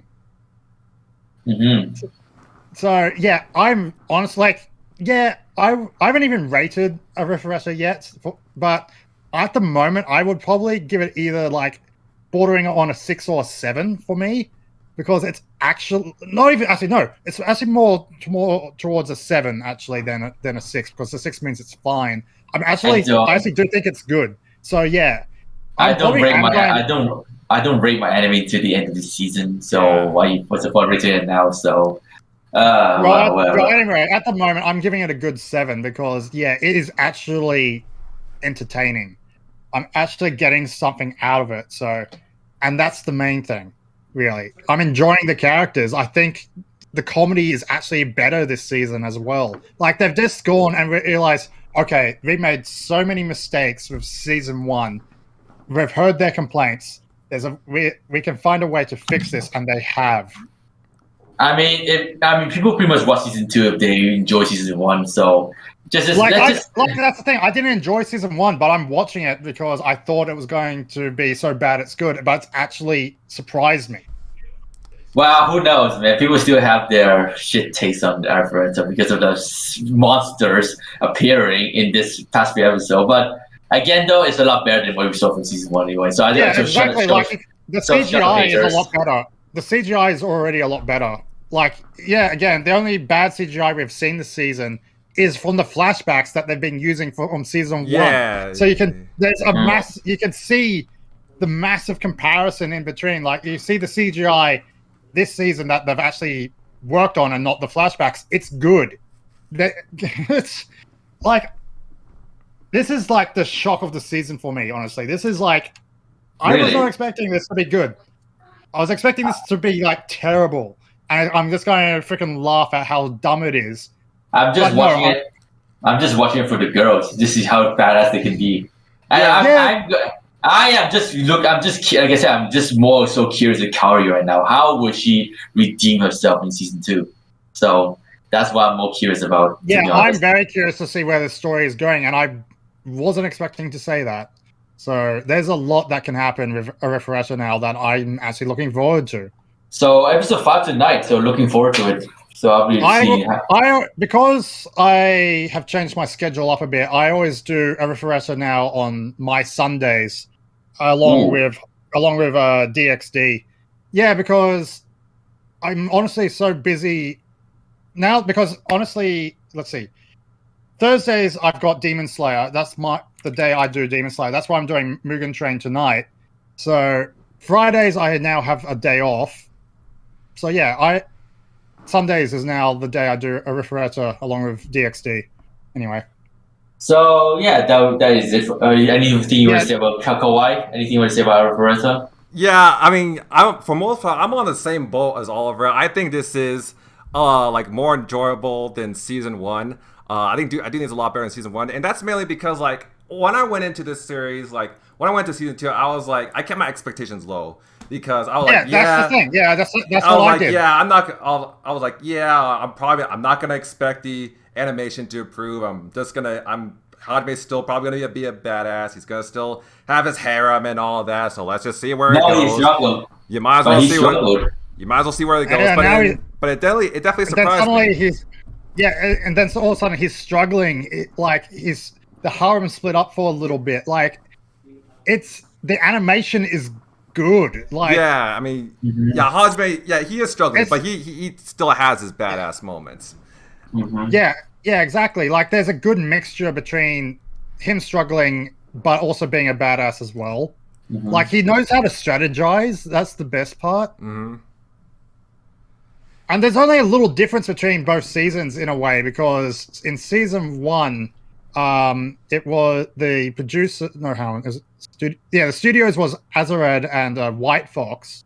Well, this time it's still Azared, but it's also Studio Mother as well. So yeah, they got rid of White Fox. Which is honestly probably why season 1, as much as I love White Fox, that's probably why it was so bad, because they were like, White Fox at the time were doing other work as well. Like, weren't they also working on ReZero at that time? So I can't remember. So I know White Fox has been having a lot of issues apparently. Like that was like during like when ReZero like season 2 part 2 was airing, like that was like a lot of stuff that was coming out. And then even like Studio Bind like was made from people who left the White Fox. So yeah. And Studio Mother is a brand new studio as well. Like, they only been doing 2 things, and that's Arifureta season 2, and then later on they're going to be doing this what's it like Star Blazers thing. Yeah, you choose Senken Yamato. Yeah.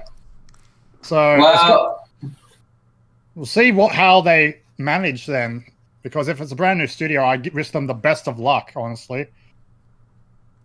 Okay, so going back to Arifureta. So honestly, like I said, season 2 is a lot better than season 1, because I'm actually having a great time with this series, because like I think like if you go into this season like knowing what to expect, I mean, like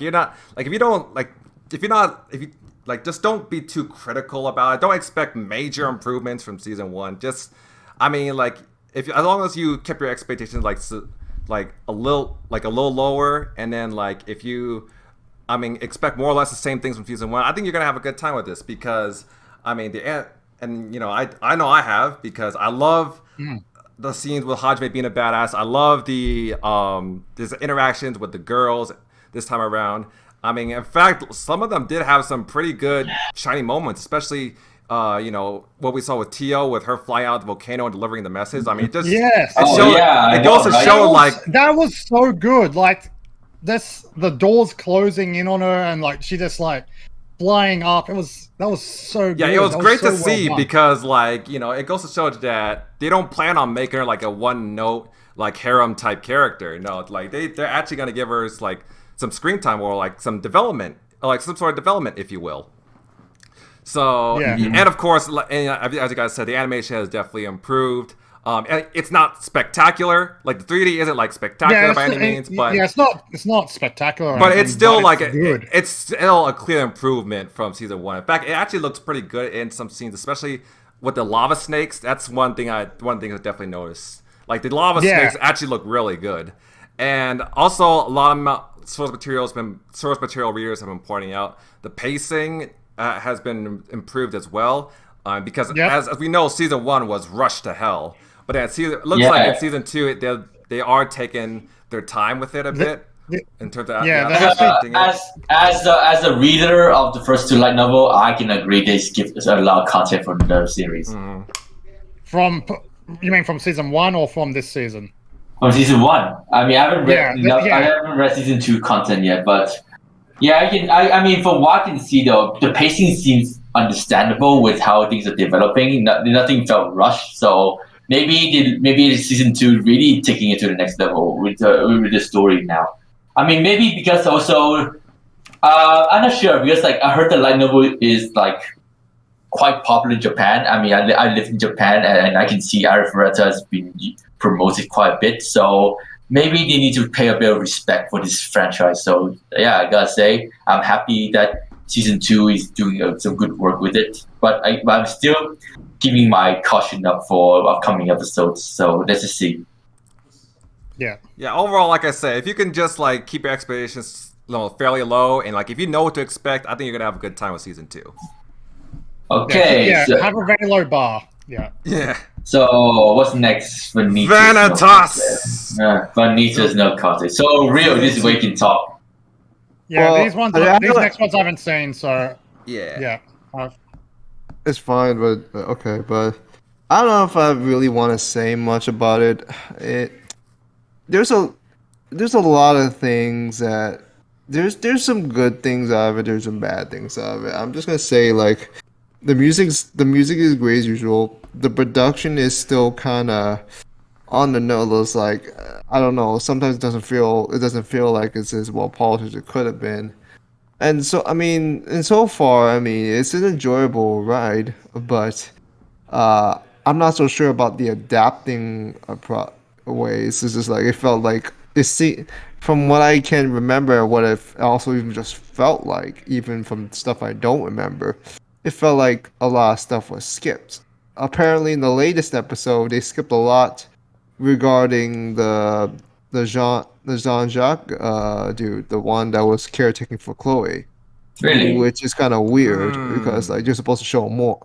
They were kind of supposed to show more because he was kind of one of the very reasons that the beast is relevant, because he, not so much spoilers anymore. He is the beast himself, and you'd have to think they would focus more on that instead of just Chloe. So that was a mess up on their part. It's not like because it's not like with Mushoku Tensei where like shifting focuses were a little bit of a nod, a leaning toward that. It's not gonna do much because it's just Mushoku Tensei just says a lot more better, plenty of good aspects about it to make up for it.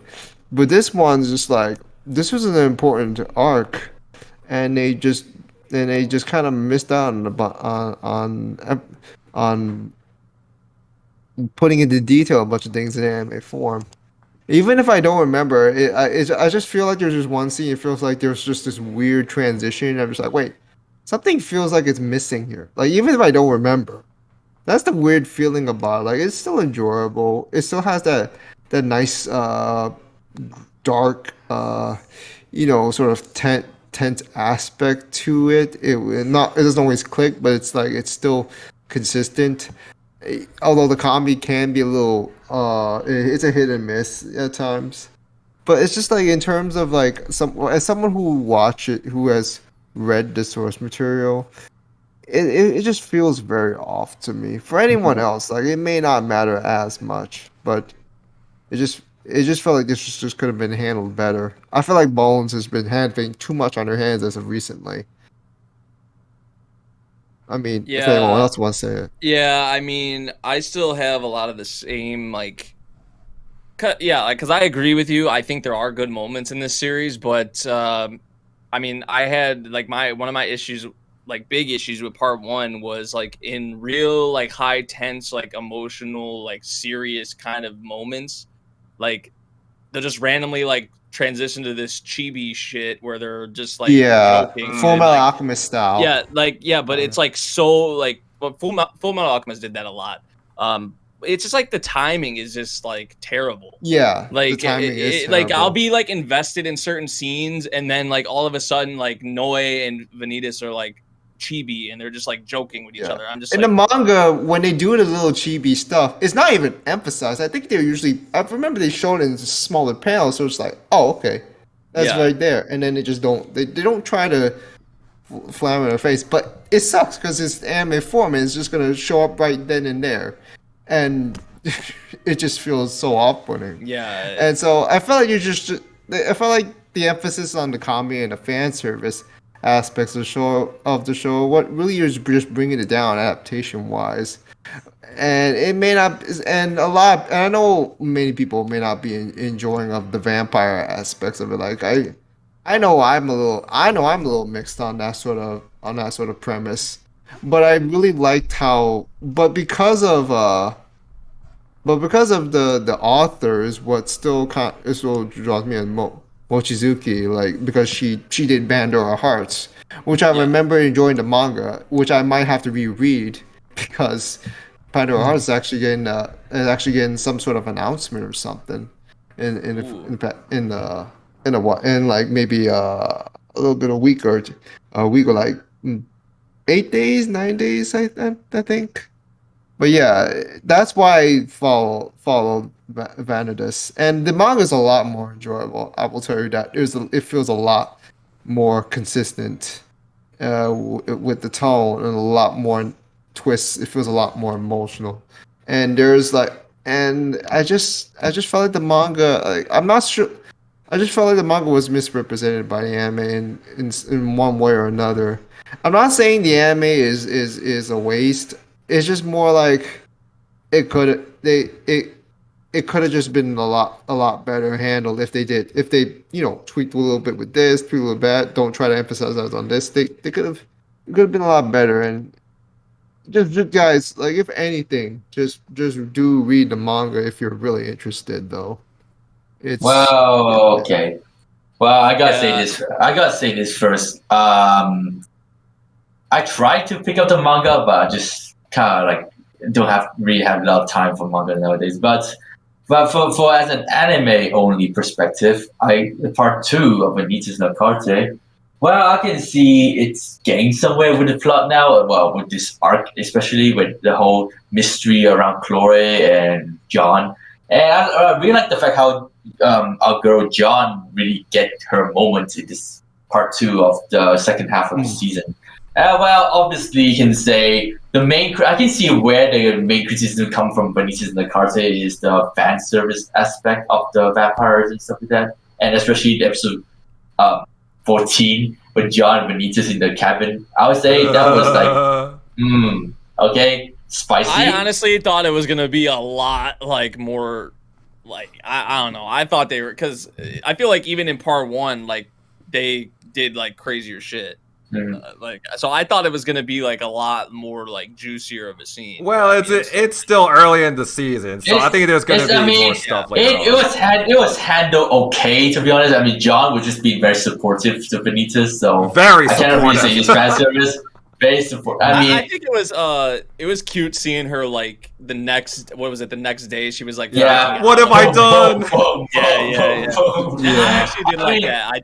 But I like that too. But it also shows that if she put her mind to something, she would do it. So that also shows her quality too. Like she is willing to do whatever it takes to get these things done. And you can see that when she put her mind to defeating the beast, she would do it. So she even threw Vanitas out of her way too. So I mean that's why I say John is like up there being one of the favorite girl for the season. I mean, she's already my favorite girl back in summer already, but this season though, I really feel like she can really show more of her quality other than being a very aggressive vampire girl that Minase Inori really having a fun time voicing her from what I can see. But yeah, I mean, so far I can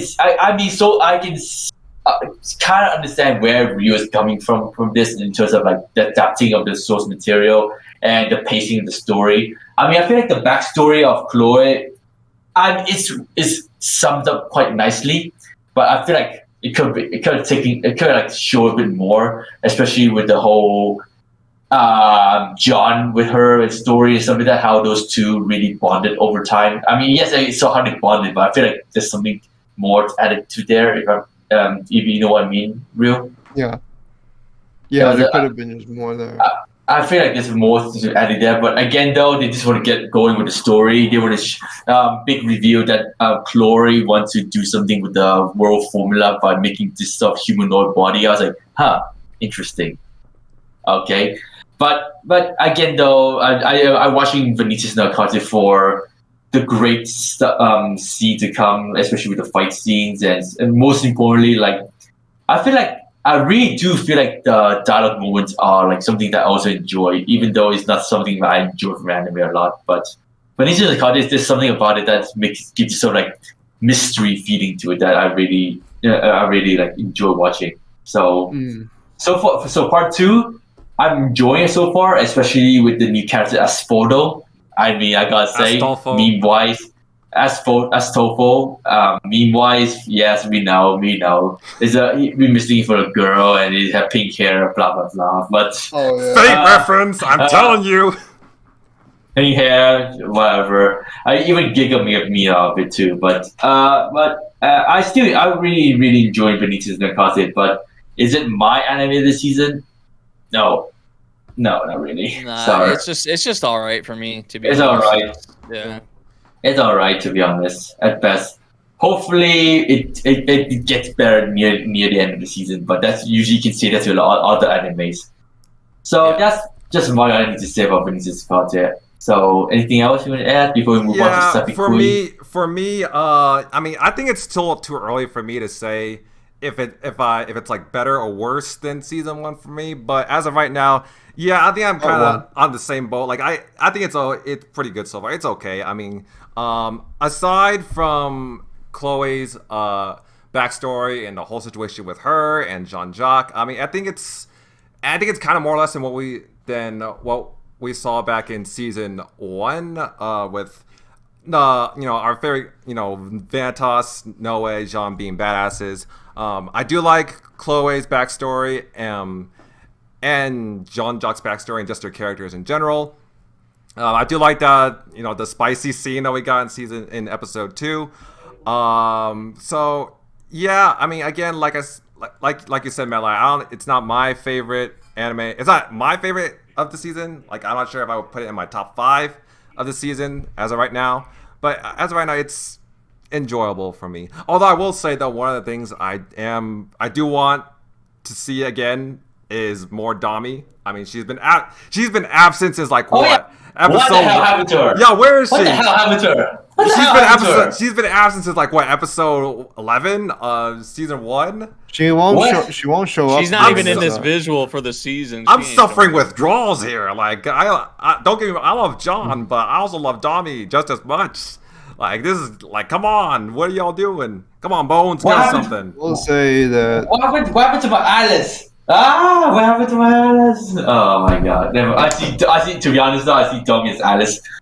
Alice from SAO. So, yeah, it's sad that I won't see Dami because she can provide a bit of a character to the story. But again, though, maybe because of the plot we're in right now, so maybe she might not appear. So okay. I remember she doesn't really show up much in this, at least in this arc. God damn it. I'm suffering with withdrawals. Oh, well, okay. We'll wait and see where this goes. So, we will move on? Well, next up, Sabikui Bisco. Is anyone else watching this, first of all? No, I am. Yeah, I am watching it. What do you guys think? So far, so wacky adventure of Milo and Bisco. That's what I can say. Bisco and Milo's wacky, bizarre adventure. Although I gotta say, the one thing I don't like about this series is the fact that I hate the jumping between past and present. And from the latest episode, Paul perspective, and then we will jump to Milo perspective. Can we just stick to one? Like I actually kind of liked it earlier. Yeah, I kind of liked it. No, not really.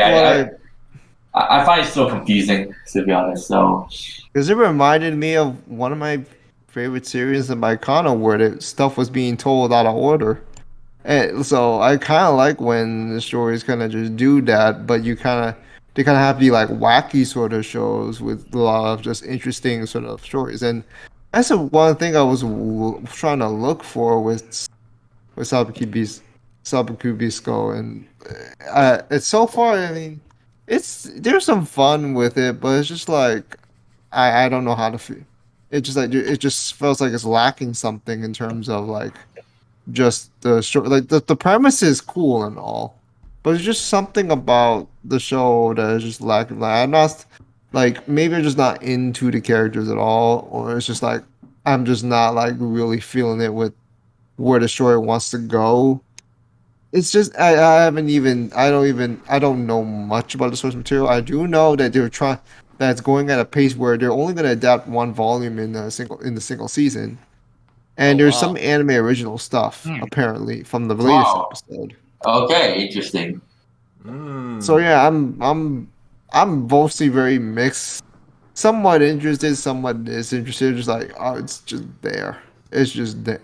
It's just there. It's not like it's awful. It's not like it's particularly amazing. It's just there. It's entertainment. It could get better, but I don't know. I haven't been really digging it that much. Yeah, I think it's like I think it's all right. Like it's a solid enough series, I guess. Like it's doing enough to kind of keep me like there. Interested? Like like interested. Like I think there's a lot of potential with it, but I mean, if it is only adapting, like if it's looking like that right now, where it's only gonna adapt one volume, then I mean, I mean, maybe this is just like how it is, right? Like it's like the content after maybe in another season potentially is where like the series will really start to take off. Because I mean, you kind of got a good idea right now on kind of like, well, obviously the duo has been sort of formed, but then you have like the I forget what the name of the antagonist character is, but Governor Kurokawa. Yeah, Kurokawa. Yeah, so like Kurokawa. he seems to be the antagonist, and then there's still like Pau. She still has like the like misunderstanding about like Bisco and all of that. So like that still really hasn't been cleared up, I guess. Yeah, the misunderstandings with the mushroom keepers and like the other people because like the whole that's a one messed up misunderstanding for real because like there's of course like some bad guys, you know, they could take advantage of that, and it's just like they're at an impasse. It's a tough deal to break out of, and that's where they're here. Yeah, I think there are some like interesting elements to this series, but I don't know, like I feel like it's just right now it's kind of like there is a lot happening, but I still like I feel like we're not really getting anywhere yet. Like even though it's felt like a lot has kind of happened, I don't know, that's like how it kind of feels for me. Yeah, that's the issue I have. Just like there's a lot happening, but not a lot of stuff where I feel like is engaging enough. Well, where I feel like it's interesting enough for me to where I can just put it up there. It's just kind of in the kind of like middle. It's kind of just barely just kind of hooking me in. It just barely. Yeah, that's the same for me. In there. Yeah. I mean, for me, like, I mean, I can kind of see where you guys are coming from. Like, it's not my favorite show of this season. In fact, I'm still kind of debating if I want to put this in my top 5 or not. And you know, for the most part, it does feel like very episodic, and I mean, so I mean, and that's not gonna, and that's a hit or miss. So I mean, I can see where you guys are coming from, but honestly, I'm really enjoying this series so far because for one, it's very over the top. I mean, it seems to know what it is because I mean you got a lot of ridiculous shit going on. You've got fucking riding giant crabs. You got Bisco eating a full-grown hippo. You got hippos. Like you got ginormous blowfish attacking. You got giant mushrooms with his bow. Like and then that freaking scene with the scene with the freaking bug or the balloon worm. This anime sounds completely insane. Yeah, it is insane. It is so much more insane. It is pretty wacky. It is definitely out there. Like this doesn't even feel like a light novel to me. Like I was surprised when I found out about that. That's crazy. I thought that'd be like I thought it'd be like a manga or something. Yeah, especially like people are making like Dorohedoro like comparisons. See that's what came to mind when it like in the most recent episode when it focused on both Pawu and Bisco and Milo, because like the way they transition between the two characters, it reminds me of how Dorohedoro did it when they both transitioned like from the antagonist group and the protagonist group. And like Kaiman it went from like Kaiman then to like was it? No, it wasn't N, or was it N? I think it was. No, it was more so from like what's her name? The girl. And, like the girl and the guy duo. Noe and Shin. Yeah, I think that was their names. Yeah, like their perspective. Yeah. I can see where people will have a problem with that, but like honestly, I think we've seen like worse examples of that in anime where it's like it does that like a really vital scene, but I don't feel that way with Sabikui Bisco. Because I think the transitions are done pretty well. Like it doesn't interrupt any like big action scenes. It doesn't interrupt any vital moments. So I think it was really well done, Sabikui Bisco. I mean, also I just I love the characters. I think the action is pretty good. Also, I love the soundtrack as well. Like especially the metal. Oh, yeah, the soundtrack is badass. Oh yeah, the soundtrack, the OP and the soundtrack, like that, especially that metal OST that kicks in whenever Bisco starts kicking ass. I was like, that never fails to get me pumped. I love it. I like that. I do agree. And like I said, back to characters. Love the characters. Pawu, probably one of my best girls of the season. But yeah, also like I think also there's some great comedy as well. Also, and I feel like there is some like a bit of heart to the series as well, especially when you're considering like the deep bond Milo has with his sister, as well as even in the recent episode with with Milo and Bisco bonding with the kids. I thought that was really sweet as well. But yeah, also like Bisco and what's his name, Jabi, like their they have a dynamic great a great dynamic as well. Oh yeah. So I mean other than that, Sabikui Bisco, really enjoyable series. Although I will say, like I think you guys may have seen my post about it, but Milo is basically the Tanjiro as a post-apocalyptic doctor. Oh my god, you have to bring that up. Of course you do. Of course I did. Yeah. Oh my god. It's unavoidable. Of course. Same voice actors helping people? Of course, man. Both have the same voice actor. Both cherish your sister. Both are like genuinely kind people that genuinely care about people. Yeah, that's why I don't find Milo interesting at all, to be honest. If you keep on acting so goody two shoes all the time, I want him to be a bit more like his sister, badass. So in some ways, I think he's gonna get his badass moments. I don't think that will happen, to be honest. But again, though, we shall see. I mean, the sister's coming after them anyway. So let's just hope they catch up to them. Yeah, we'll see what happens. I mean, what do you guys think of the kiss scene? The most disgusting kiss scene anime history. It's, I have seen like apparently I saw it in the PV and I saw it in the PV. Oh, okay. Too. Yeah. I was just like, I saw it and was just like, oh, okay, whatever. I mean, it is wild.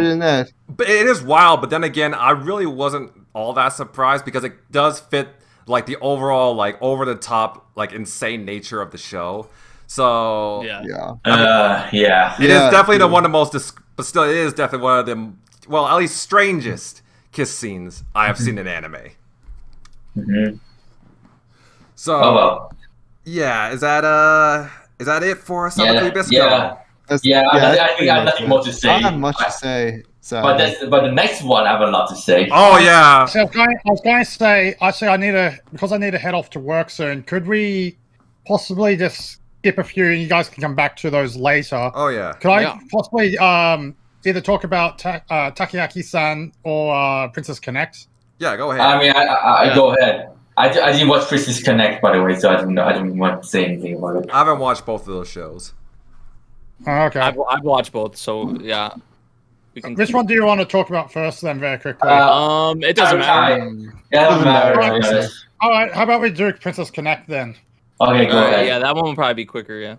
The animation. Yeah, I've seen a clip of that. They are kicking it. The animation is great. Yeah. The story has gotten better too. Like, I'm really intrigued about what's going on now. I will admit, I will admit, I wasn't really into the story like in season 1. I will admit that I wasn't really into them, but like a little, I totally it took me a little that. bit with it. It took me like with season 2, it was just like it felt like, hey, I'll be right back, guys. It just doesn't feel like just gonna delete it out. Yeah, they're still kind of it's still kind of basically when I was told the story. It's just a bunch of side quest stories and all. Yeah, apparently. because apparently, it's a spin-off of the video game. The video game is totally different in comparison. So, whoa, what is that? Yeah, what is going on? Is there a freaking monster in there? You okay, man? Hello. I hope he's boy, alright. I hope you. Oh dear. What happened? Was he? I wasn't seeing. Was he blowing? Is he like? I think he's blowing his nose. Maybe that's what he was doing earlier. Yeah. I'm sorry. Maybe I'm sorry we had to be caught up. Yeah, he probably should have muted his microphone. Oh dear. But yeah.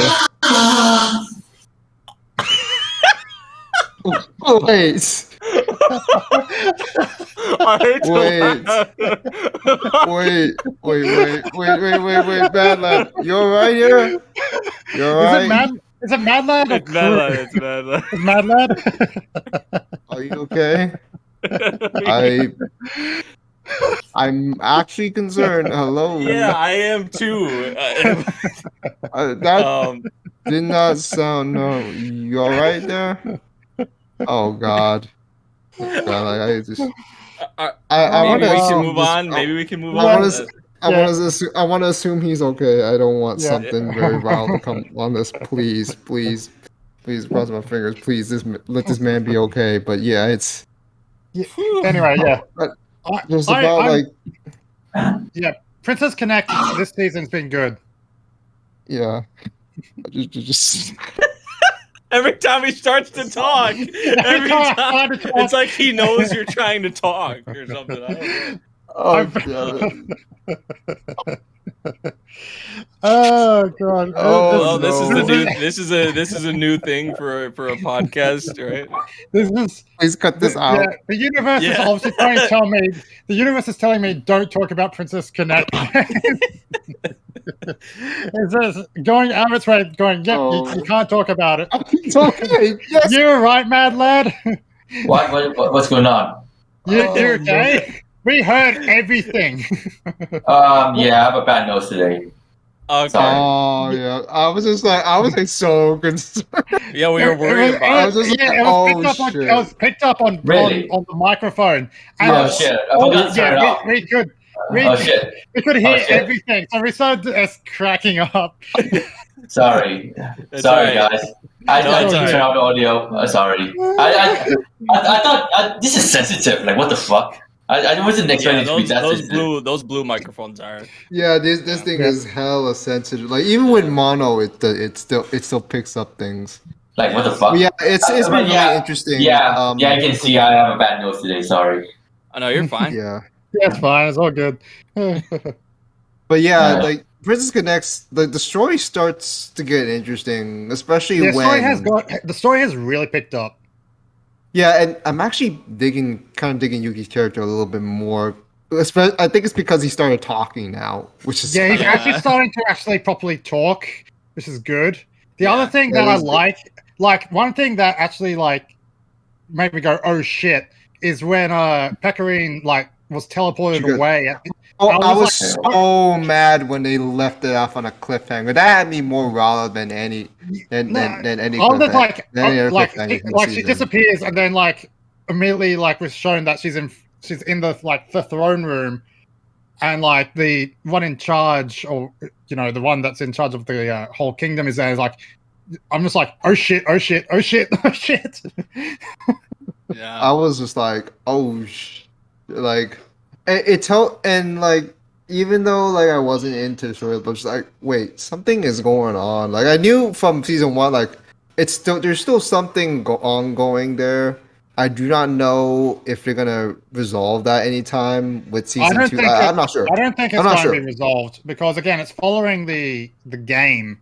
So and this is meant to be like side stories from the game as well. So it has actually. This is one of the few times in which I'm actually kind of interested in, at the very least, like looking at a walkthrough or playthrough of the game, just to see like what it's really all about. Because I heard something about like the. I'm sorry. Go ahead. No, it's all right. Yeah, I was just gonna say because you mentioned the game, like I heard like something that the game is like hard to like access now or something like the game like came out like I think 2018 or 2019. It might have been like a couple years ago or something like that. But like now, if you were to try, if you were to try and get into the game or like try to play it, it's like hard to like access or something. That's what I've heard. So yeah. Which the anime for the first season sold like so much in Japan. And maybe that's why there's like they decided to like gather more resources maybe for the second season, because I mean, man, like the production has just really like skyrocketed. I feel like it was still good. It was still good in season 1. It was still good. But like the fights in this season, wow. I think it really tells that Side Game does love the stuff that they're does the game the stuff that the stuff that they're adapting the formula from the game that they have. This formula that they have is working because it's working really well. Yeah, like even if you don't like game adaptations in general, you can at least appreciate that they're doing a lot of good work with the stuff like here. It's impressive, and I've gotten a little more into the characters. Like they're not anything particularly special, but they're just like very, very enjoyable in general. But what I also like about this season is that we're actually learning more about the world. We're actually more about the world than. I mean, now, as of the latest episode, we now actually know why it's called Redive. Oh yeah, that was okay. I'm not gonna lie, that actually had me very sad. Feeling really sad when they revealed that backstory. Yeah, because remember, this was a show that is supposed to be all about this bouncy, fun comedy and like fancy hijinks, and then that just. And then it's like click. It was like click of the fingers, like, oh, this is actually how dark it can get, sort of thing. Like, I was getting that vibe that they were gonna go into like that stuff or something along the lines. Yeah, especially when like you get those sort of flashbacks. When you had that little when he was his head was hurting and he just saw him, just like I slowed down. I actually paused and I saw what I thought was like, I'm pretty sure that was like the fallen figures of like his comrades there. Yeah, you see that like I was like, oh fuck.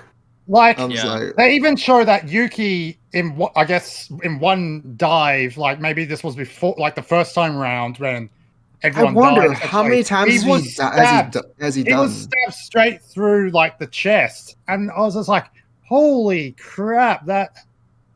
How many times has this been? Has this happened more than once? We don't know. That's the thing. We don't know if this could be the second time through. This could be the 100th. He could like. We actually don't know how many times he's done this.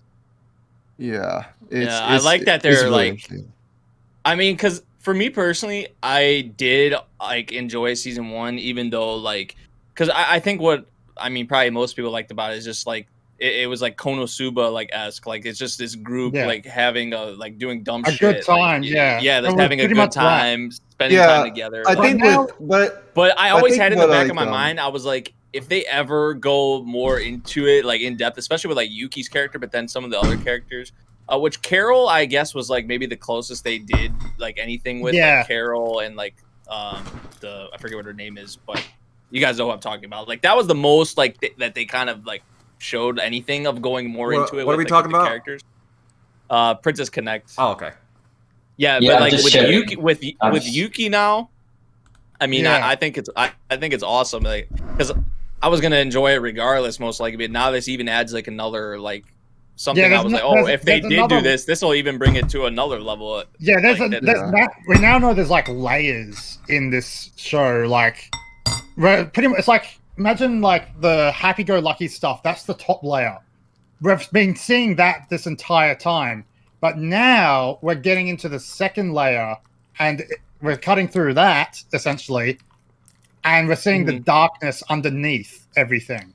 So, like, we knew it was already there because we know, like, this queen has taken over the entire world. She's made everyone forget, Pecorin completely. Like, we don't even know where the real king and queen are. Like, where are they? Like, we haven't seen. We haven't. Like, I'm just like, something is off. Where are they? Yeah, that's the thing. Like, that's what's been hinting at. Like, even the one in charge has been hinting at, like, I'm in control of everything. Like, I want to make your life miserable as much as possible. But what I like is that Pecorin is just going like, no, I'm not going to stand for this. I'm going to be the happy-go-lucky person that I am now. So you can throw whatever at me. I'm going to make my way through this. And that's what I really enjoyed about the last episode. She was like, you could tell like she was suffering really badly, but then she like overcame that and like stood up to I can't remember her name, honestly. Anyway, the queen. There's really a lot going on in this show that we're not even aware of yet, and I love it. Yeah, the thing is just that it's usually disguised under the comedy, like the hygiene stuff, and then like when shit hits the fan, it really hit the fan. Yeah, and you're just like, oh damn, this is not okay. Damn, I cannot laugh. I do not know if I want to laugh now. That sort of thing. Yeah, that's the thing. You don't know if you want to laugh, cry, or like both, because it's insane. Where I think it's going, like it could go in either direction, but where I think it's going, I actually do think this show is steadily going to get more onto the dark side rather than keeping it light and fluffy. Yeah, I can understand. Like, and it could also do with some of the newer characters that may get involved, like where things can start to get real. But I don't know, like it could go anywhere. I have no knowledge of the game material. Most of us don't at this point. Yeah, I don't know anything about the game. That's why I said I kind of want to check it out now because I want to learn more about this stuff. Yeah, I mean, I'll see where, if there's any, like if there isn't, then so be it. But if there is, I'll try to check it out. But yeah, it's been that interesting. It's been that interesting. It's been that fun for me. It's been really enjoyable. Like, I know, like, even with my experience, I'm saying I'm enjoying something like this.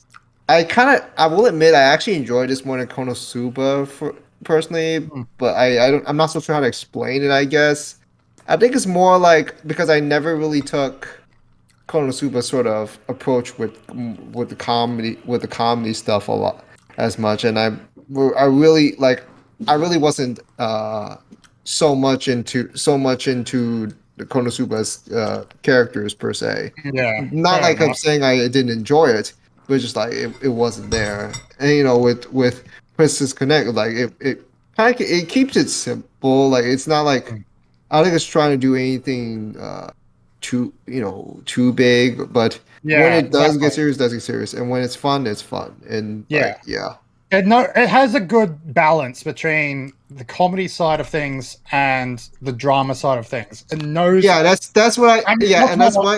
And also the fact that we haven't really gotten into the drama yet. Like, there's been hints, like last episode, for example, but they know how to keep it balanced. So as soon as like for example, like we've got the thing in the castle happening like at last episode. But at the same time, we've got like all this like fighting going on with the rest, and like there's a good balance is perfect. I think with this, like it knows when to be serious and it knows when to be comedic, and that's for me personally, very few anime can do that. Yeah, like sometimes the balance goes too far either on the left or right. So I've had an unfortunate aspect where a very comedy-filled series started going south when they got too serious, when they tried to go too far with things. Yeah. I ran to a lot of those shows. Yeah, sure. Like later on in the season, it could go either way, and they could go too far comedy, too far, drama. But at this point in time, 5 episodes in, it's level. It's a good balance. Yeah, it's a good level, and I hope it keeps it that way. Yeah. All right. Yeah. I actually need to head off. I need to get to work. So thank you, guys. I will be in touch at some other point. Enjoy the rest of the podcast. Have a good day, guys. All right, bro. See ya, Oliver. See ya. Alright, quiet. Let's see where we are at right now. I think we're The at Genius Prince. The Genius Genius Prince. Prince. The Genius Prince. Tensai OG. You know, I have a lot to say about this, to be honest. I have a lot to say about this. Bad things. Well, mix. So you got mixed good things and bad things. Okay. right now I'm just hanging on at this point because Ninem, I think that was her name. Yeah, Nim. Nim. Just okay. Easily one of my best girls of the season, alongside Pau. Like, I mean, she shares the same voice as Emilia, so. I mean, Takahashi is you know my simple Emilia, so of course we can say I'll be looking forward to see more Nim's greatness. But yeah, Tensai OG. I mean, it's pretty much stick to the title. He's a genius prince. He basically handles stuff quite nicely. All the stuff he tried to do backfires him. He wanted to do this to make sell his kingdom off. Nope, he make it even better. So, and I gotta say, there's one episode. Remember the one episode? Yeah, I know, right? Episode one. We're trying to surrender the print, and it's just like keep running. He falls. He fucking dies. I mean, that is probably one of the most hilarious death scenes I've seen in anime. Like, I mean, of course, man. It was hilarious. That scene was like, what? He died? Literally died? I was like, oh, he did. I'm like, oh, this guy's dead, and he's actually dead for real. I'm sorry. What makes it even better was like both Wine and then what was her? Loa. They were like trying to one up each other about how they can use the prince for their needs, and then the prince just fucking eats himself out the window, and it just foils both of their plans. Exactly, right? So, I mean, the first episode sets the scene. Second episode, we get to see Ween as a true, or how much he really cares for Nim. That's my highlight for episode 2. And when Loa came to the scene around, I think it was episode 3, I gotta say, I really like her a lot, man. I really like her, like, especially how she and Nui are like kind of like minded. They think they kind of try to wind each other up by having a plan over them and stuff like that. But again, though, we know that she has feelings for Ween in the end. No surprise there, to be honest. You can't. Yeah, but do you realize like, oh, we can never marry, but yeah, and exactly. then like the guy, but then like, and then there's this guy just like, oh, she's everything that to moment, me, and then you realize like, why do you think he's trying so hard to sell out his fucking kingdom? Exactly. So he can marry Nim and they run away together. That moment where you realize that now Toriyama voices another third real unrequited love. Exactly, right? Exactly. I was like now voicing Loa. Oh, I can see where this is going. But still, going back to the topic of Genius Prince, I mean, the thing that really interests me is how the dialogue stuff is done quite interestingly entertaining compared to fucking Realist Hero, which we can get to that next later. I have a lot to say about Realist Hero, but Genius Prince, the way they discuss the situation, I am more invested into it than Realist Hero, where they do this. Back in season 1, all the stuff he does is just like so forgettable. To be honest, though, I don't remember like 80% of having Realist Hero. I don't remember much. I don't remember the 80% of Realist Hero. You built a harbor. You built roads. Realist Hero is actually, I can't remember some, but it's just like I don't even really care. I can't remember like 80% of it from Realist Hero, but for Tensai OG, like the way they go about to do this thing is just like, wow, he's a genius and he's a scumbag. It's because it has like a twist. If it didn't have this, I feel like I'd probably feel the same exact way. But also the girls in the series is a lot more entertaining to watch compared to Realist Hero 2. So you actually get to see a really good fight scene, a decent fight scene compared to again Realist Hero. Like I said, there's a lot of similarities to Realist Hero, but from my perspective, Realist Hero even had a fight scene. Yeah, they had the war near the end. They I don't even remember. and it wasn't even. I don't remember. There was in season 1, but it was so shit, to be honest. I didn't like it. All I remember is like Was it the most recent episode? It might have been the episode before that. They literally like were sitting at a desk for 24 minutes just talking. Yeah, no. This is how I watched it. This is how I watched it. Skip. Wait, what else was that? I was watching that. Bro, this is a whole lot of talk, no jutsu. It just reminds me of how Slime, like the part 2 first few episodes was just nothing but talk. I mean, it wasn't as excruciating. Well, Slime's wasn't as excruciating. It was still inflated, but it was just like Realist Hero, just like it just there, just like okay. I just stand just like, how much of this talking do we have? Like I keep looking at the timer. I keep looking at the screen. I keep looking at the clock over in the room, man. It's like, bro. The most. It just be like, oh, it's only 4 minutes. It feels like fucking 12 hours. It's like, I just be like, it's only 4 minutes in. It feels like 12 hours, man. It's just like, yeah, the most recent episode, I didn't really feel like that, but because I feel like the most recent episode was actually pretty solid. It was the episode really good. Before that. Yeah, I know. The episode before that was the one where it felt like an hour, bro. Like, and I'm just like, was it 24 minutes like on a desk? I don't remember the last episode being like they were in, I forget whose room they were in, but it was literally just it was Soma and the princess. I think the princess of some. Yeah. Or was it? I forget who it was, but they literally were just sitting there talking for like pretty much 24 minutes. Was it like the one with Soma, Gaius? Yeah. Okay. Yeah. I could probably see where you guys are coming from with that. It probably wasn't 24 minutes, but it freaking felt.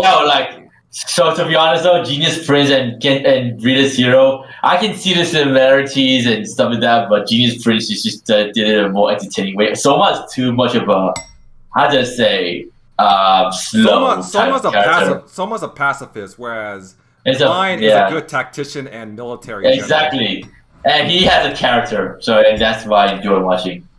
And Nim is just so fun to watch too, especially when she's like pissed and angry. I don't know why, but when Nim get angry, it's just so fun to watch her. I remember when she first decapitated a dude in episode 1, I was like, oh yeah, I'm gonna like her.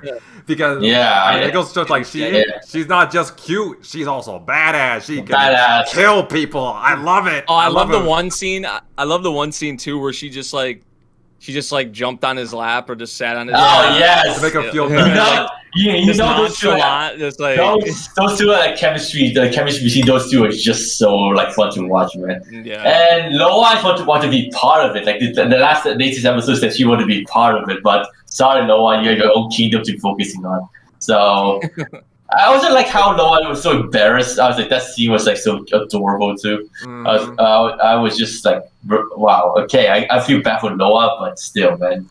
You should know that Ween is already have his heart set on Nim already, and that's why he wants to retire so that he and Nim can go live somewhere else. So, yeah. You see where this is going? A tragic romantic story. But still, I gotta say, Realist Hero is shit. Genius Prince is somewhat enjoyable to watch on a Tuesday, on a weekday. So I mean, Genius Prince has like I said before, I feel like if it didn't have kind of like the twist, like there's like a little bit of a twist with it, like I don't know, I feel like I'd feel about the same. I mean, in general, I kind of feel almost about the same about the two, but I don't know, because I feel like Realist Hero has done like a better job at like world building and like those certain like elements, which I know. Genius Prince isn't like too crazy on that yet. So there's a lot of like heavy politic talks. It's at some point of the episode, I was like, what the fuck was this happening? I didn't keep up with the conversation, but the reason though I'm holding out hope like for like, I don't know, Realist Hero, I don't even know if it'll ever get another season after this, but it's like, because I've heard good things about the novels, but it's like I feel like right now it's just a lot of this is like really such like a slow burn. Like I know it's been like 2 parts, but I mean a lot of it has felt pretty slow. I feel like I just feel like there is potential. Like once, like I don't know, just like I don't know whether we're venturing out or just whatever the heck. Like I don't know. I don't know. I'm just waiting. I'm just waiting for Licia and Soma to really go for each other or something. You can see there's a hint that they're like I need to start to see like some real like amped up like conflict in Realist Hero or something like. Yeah, which, I mean, with what happened in the most recent episode, I mean, maybe that's interesting. Yeah. So. But again, though, I'm enjoying Genius Prince a lot more. So that's full stuff for me right there. Yeah. For me, Genius Prince was a pleasant surprise because I remember. I mean, I immediately saw the similarities between this and Realist Hero when I read the synopsis before it even aired. So I wanted this, like, I was really worried like it was gonna have too much similarities to Realist Hero. So I thought it was like really weird that it aired in the same season as Realist Hero. So, but surprisingly enough, it was really enjoyable, and it does set itself apart from Realist Hero in that, because I feel like Realist Hero, it focuses more on the politics, the economics, and ruling like an entire kingdom in general, whereas Genius Prince, it focuses more on the military aspect of things, because Wine, he commands the military, and then like he's a warrior himself, so he knows all of these different battle tactics and everything. So I can understand why I would definitely say like I can understand at least why that would be more enjoyable to watch than Realist Hero. And like Matt said, action's great. And I love the bond between Nim and Wayne. In fact, I probably like that more than the bond between Kazuya and Licia from Realist. Because in Genius Friends, you can just tell like it's pretty much the bond Nim and Wine have. It's pretty much love. Like he literally said in episode 2 that Nim is his heart, and you could say that any other way. Licia ain't even best girl in my opinion. Like, I like. That's Aisha. I like Aisha. Yeah, I like Aisha. Aisha took the. Sure.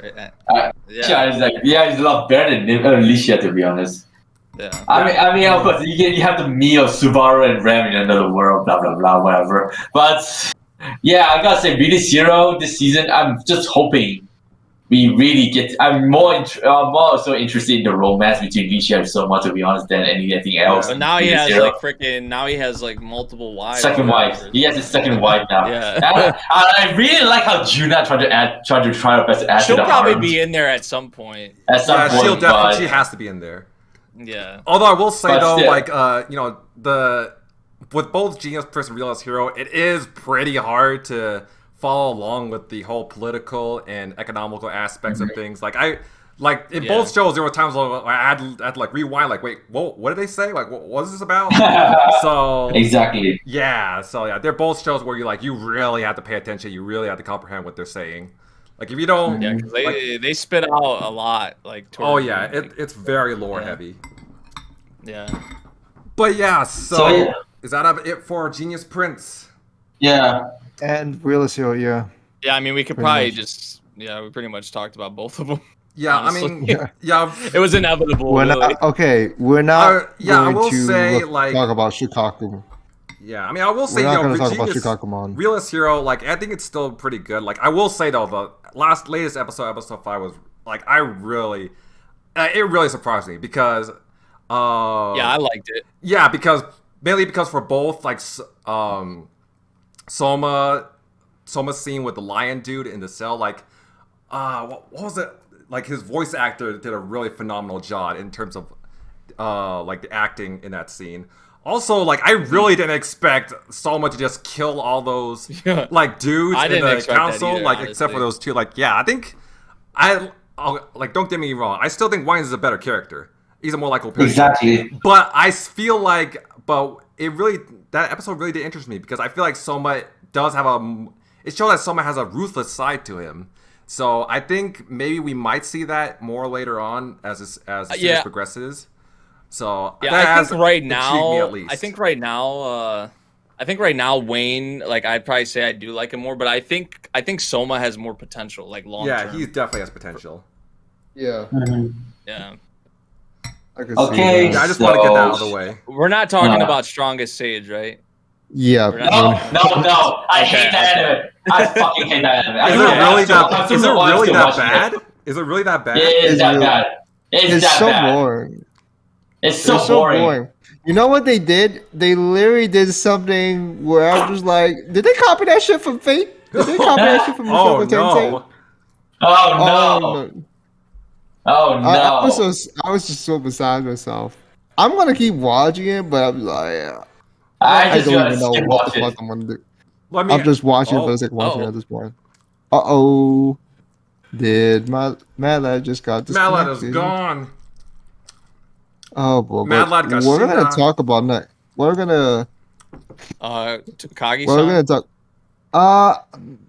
I mean, there's not really much to say about like. I mean, I think this season has probably been my favorite season because we're actually seeing like some kind of freaking progression. Like, still, it's not like. I mean, man, if they are not an actual legitimate couple by the end of this season, I swear, like, I don't even know if this season is gonna finish it off or whatever. But because I think there's still more content, but like, man. Like, there's a part of me that's like, if they're not actually in a relationship by the end of this season, like, I might not even watch like whatever's next, because it's like, my goodness, man. Like, I think it's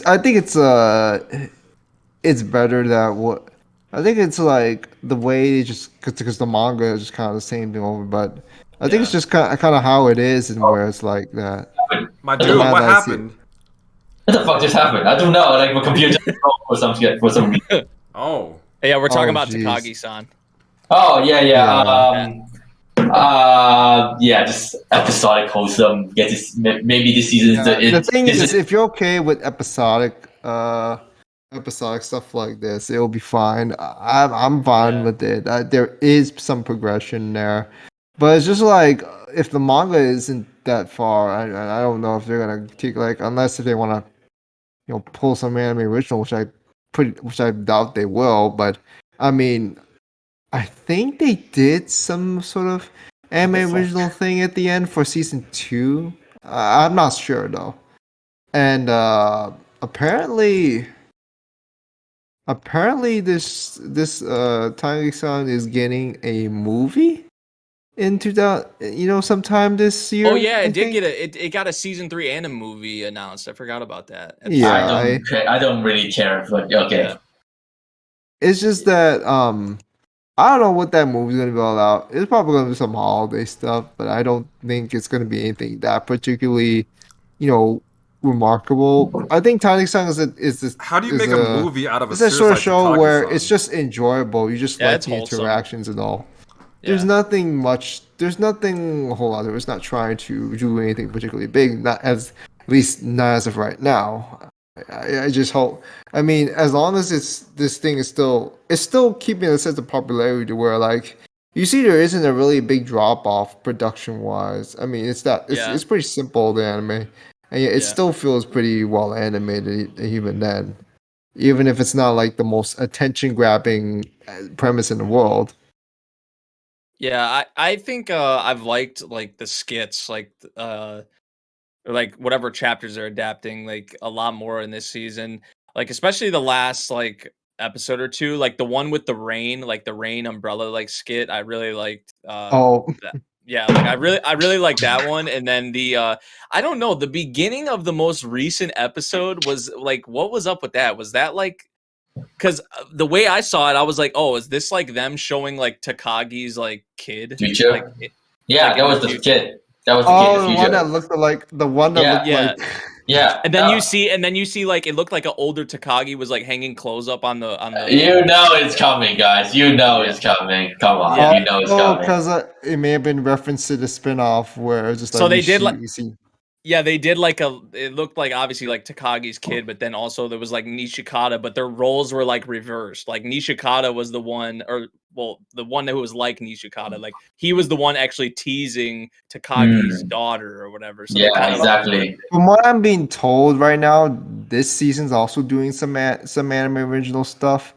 But I don't remember which parts are anime original because like there's a lot of it because it's sort of the way the chapters are. And so it's not like I'm just gonna remember that one particular panel or whatnot. But it's just, but if that is the case, we probably might see some satisfying conclusion at the end. I don't know how. I don't know how we'll come down to it, but so far I'm still liking what I see right now. It's just like it's not. I can't. It's not like I'm just gonna put it up there though. But it's been enjoyable. It's still. It's not. It's I feel like a season that we didn't ask. It's a season we really didn't ask for either. It's just like, they got their season. Nice. It's consistent. I mean, I do have to appreciate that. Like you said, there's been no like drop in quality or anything like that. I just feel like it's consistently been pretty good. But I do feel like this season it has taken some more steps. Like I feel like Nishikata is actually like starting to open up more, which I like. And then also we're seeing more of like Takagi. Yeah, it's true. Like we're seeing more like her getting like whether she's getting like embarrassed or she's like you see these certain reactions from her where it's like, oh, she actually like we know they like each other, of course, but I don't know. We see just more of these reactions from each of them, especially Takagi though, because we always had like Nishikata's reactions and all that, but you see more of Takagi in this season. I feel like but like I said, it's just like, man, please be together, like official by the end of this freaking season, man. Like, if we get season 4, they're just dragging it out, man. But I hope season 3 is like the finale for this series. Yeah, but, I mean, it depends on like I'm not so doing sure that what's movie, going like. So. Yeah, I guess we'll see. It will depend on like how people over there in Japan like how they will receive Takagi-san. Because so far, it's been pretty much a very positive reception. Otherwise, they wouldn't be getting the third season in the first place. So that's something good to know. I just wonder, like, how's that manga gonna finish? Like, what is just gonna ultimately come down to? Like, I know at some point it's going to finish, but like when? And like, and the spin-off, and of course we know they're gonna be together. I mean, the spin-off just kind. I mean, if anyone's read the spin-off manga, you know they're just kind of like they've already been together. It's kind of just a given, but it's just like when, you know. Right. Okay. How long do we have to freaking wait? Yeah. Okay. That's basically it. So are we done? I have nothing more to say.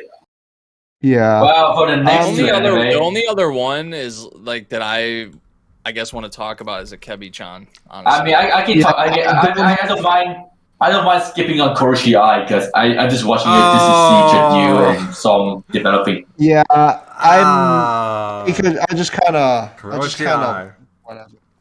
I just kind of like whatever. I remember I was trying to react. I reacted to the first one. It's like okay, but then like I come the next week. Okay, so apparently I got the episode on Thursday, right? On that time, and then I realized, they dropped on they actually regularly drop on Wednesdays, and then just my mixed feelings about it from the first episode. I'm just like, you know what? I'm not gonna react to it anymore. I'm just not. It just hasn't aged well with me, and like so. It's just haven't been there for me, and the animation isn't looking too good as well. It's not absolutely bad, quality wise, visually wise, but it's just like it's not there. It's not really there. It's not engaged. It's not really something where you can say it keeps you in. It just feels like there's a lot of sloppiness. Like some stuff is overly bright, some stuff feels sloppy with some of the expressions or character designs, and the story itself is just like I don't know. It just doesn't capture me. Like yeah, sure, it can get interesting, but it's not something where I feel like really feel like I'm gonna be like, oh, this is a nice twist here and there. I'm not so sure how to feel about the dynamics right now with the two main characters either. At this point in time. I dropped it after episode 1 because I just I saw that. The MC, I don't know, bro. Like just I don't. Yeah, like how he was like putting himself like onto her like without her permission and shit like so many times was just like that's more disturbing than it was pretty disturbing. Yeah, well, that is more disturbing than anything. And I know this is like a josei. I know this is like a josei, so it aims towards like the female audience, and some women like the toxic like dude, like like the dominant guy or whatever. Like, and that's kind of what he is. Because what's her name? Chateau is like definitely more like submissive. So it's like she has like that kind of personality. But it's so inconsistent with her character. Just like she's supposed to be so assertive, considering how she was brought up and how like she was initially, introduced, and you just have this guy just easily onto her. It's like like it's like okay then. She's like mute when she's like around him or something. I don't know. Yeah, I mean, for me, it's that's just like, weird. I mean, for which me, obviously they have like a past. They have a past. Like I know they have a past and all, but I'm just like, I don't think that's enough. I couldn't be bothered. It didn't grab me enough, honestly. To be honest, though, I'm starting to feel it because like I'm giving it like a 3-episode thing. I enjoyed the first 3 episodes, but then this latest episode and stuff that I can see kind of get a bit too dragged out. So I decided to watch it on my own time now. I'm done reacting to it because like also the algorithm is not really doing well at all for my channel. So I might as well just watching my own time, I guess. But again, though, I still enjoy. Don't get me wrong. I'm just looking forward to see more about Tradu's story. I feel like I have a theory that the one kidnapped her in the past. I think it was Son. I don't know. I feel like it was Son. Oh yeah. That's what I was thinking too. But here's a question: which Song is Song really his real name? I mean, because we saw another kid by the exact same name as Ryung-ha Song. No, man. I feel like it could be Song or it could be someone else that using his passport. I don't know. I speculate things. No one comments, so I might just keep it quiet. I guess this is to see for myself. So. Yeah, that's all I need to say about Kuroshi. I mean, Tradu is enjoyable. I really like Tradu, by the way, very enjoyable to watch. But it's just that she's a bit too cold-hearted to really get invested in her. So that's why I just gonna watch it in my own time, not too bothered about it. So anything else before we move on? For me, like, man, it kind of disappoints. It kind of hurts me to say this because when I first read the premise for Kuroshi, I was so like hyped for it because it sounds really interesting. Like it's a mature, action filled. It sounds like a mature action filled show with like a romantic dynamic between two badass characters. So I love like dark types of shows. I love romance shows. So I was really hyped for this. And well, I'm not gonna lie. This did not live up to my expectations. I mean, it did kind of disappoint me. I don't blame you. Because, I don't blame you. And I actually was planning on reacting to this. I even said that during my lineup video. Like, I was planning on reacting to this.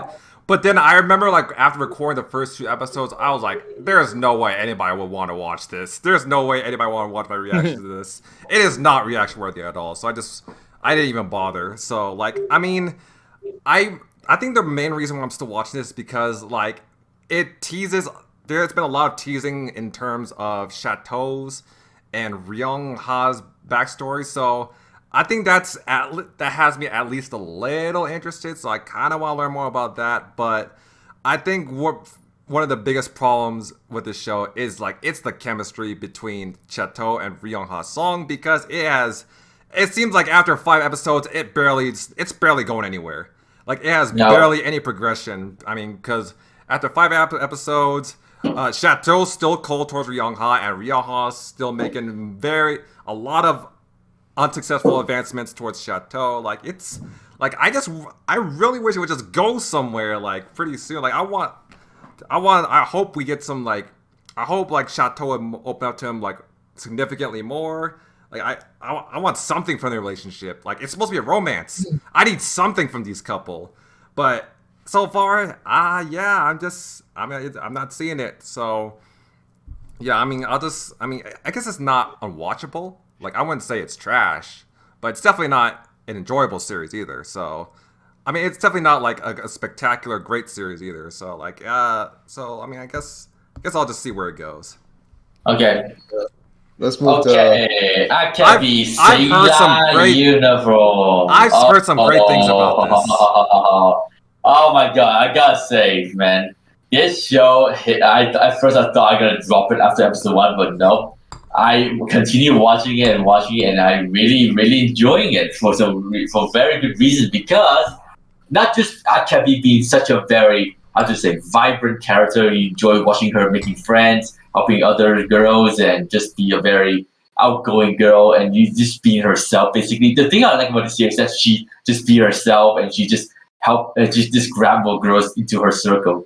And yes, you can say that is the main plot line for majority of the season. But also, I gotta say, each episode we get to see a new girl, and this new girl have their story. Really how to say you can really get involved into it. Then you know what I mean. Like you want to be part of their journey alongside in the school and to see how they develop along the way. And Akebi is just there for them. And yeah, I mean, of course, you can say it's wholesome, it's episodic, but it's a lot better than Kuroitsu, in my opinion. So yeah, I gotta say also the biggest selling point, and I think pretty much all of you guys had to agree here, is the animation. The animations. The animation is awesome. The freaking the backgrounds, like my gosh, it's just freaking gorgeous. I thought KyoAni, it looks like some KyoAni. It looks at times it has that kind of like vibe to it for sure. Yeah. Yeah. And then even like the eyes, man, the eyes. Yeah, like the makeup effects that they have on the characters sometimes. Yeah. Yeah, like that's like really nice what they do with that. Sometimes it can be a little like too much because like because you'll see them like it looks like super detailed and like the makeup and all that, and then it'll like quickly like you'll see their face go back to how it was before. It's like the manga we read. Like what was it? The three maiden, the shrine maiden girl. I forgot what's it called. Like Amagami.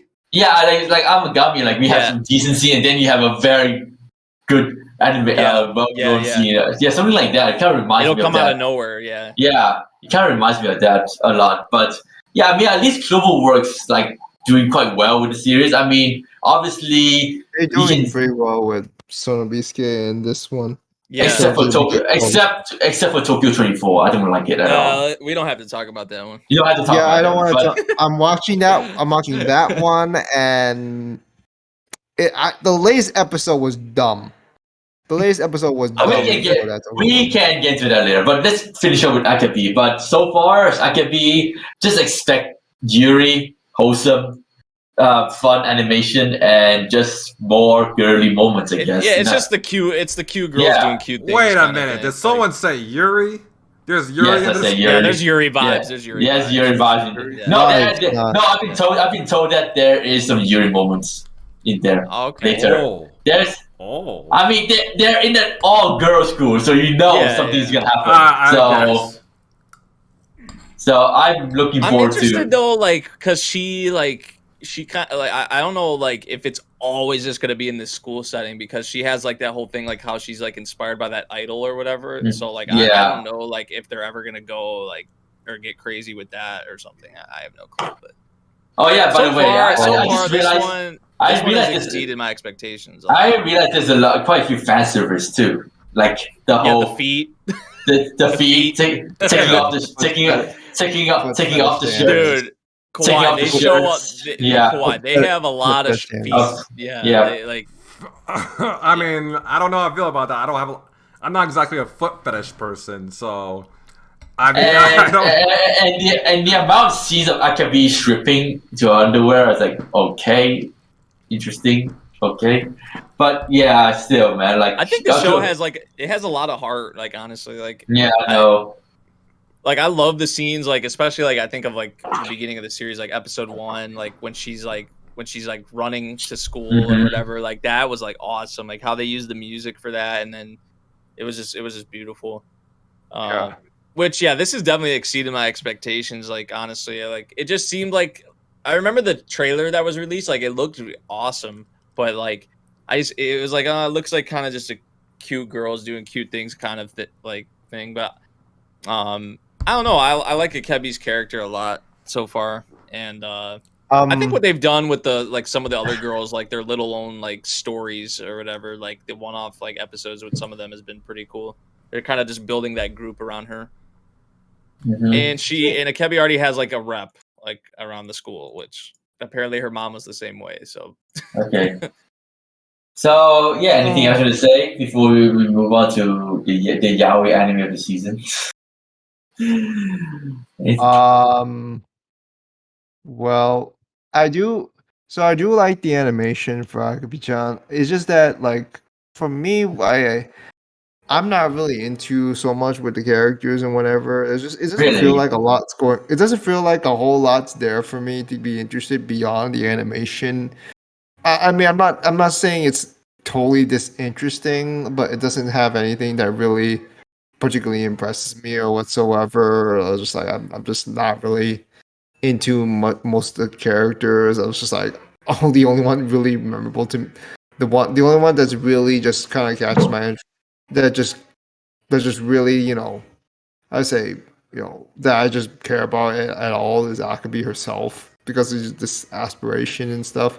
As simplistic as it is, I mean, it just feels like the whole thing just kind of feels one noted. But it's not to where like it's totally worthless. It's just like for me, I don't think it's not a really high standard by any means. It's just there.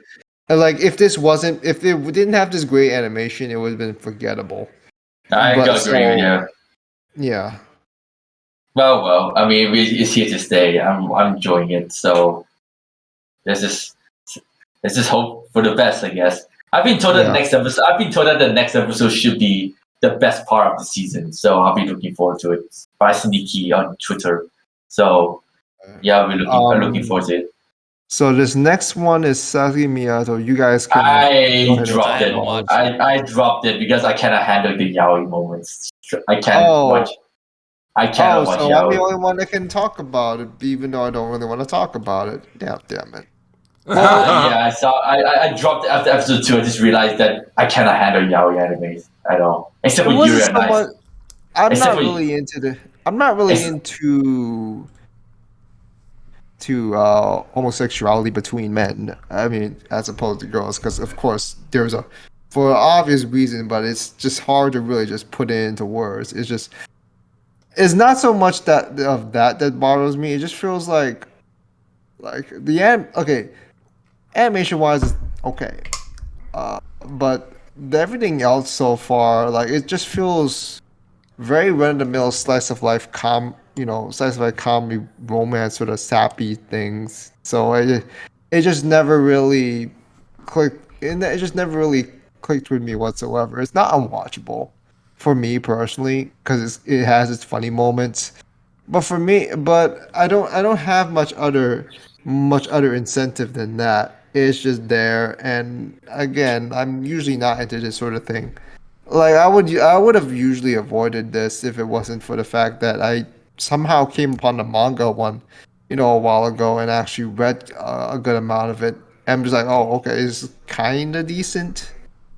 And like the anime is just like, oh, okay, but it doesn't feel. It's just kind of.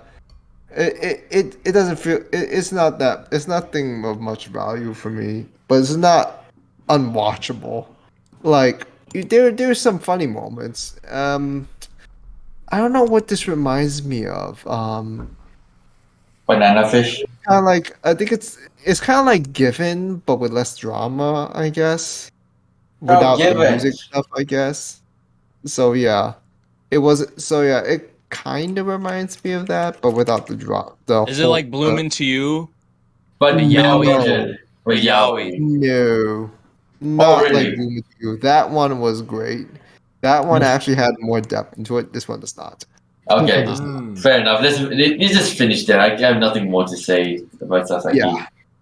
Okay, so we have Princess Connect done and Leadale, Daichi, Nite. I don't have anything to say about that. I have something to say about that. Oh. Kayana is my top 3 favorite girl for the season already. Ooh.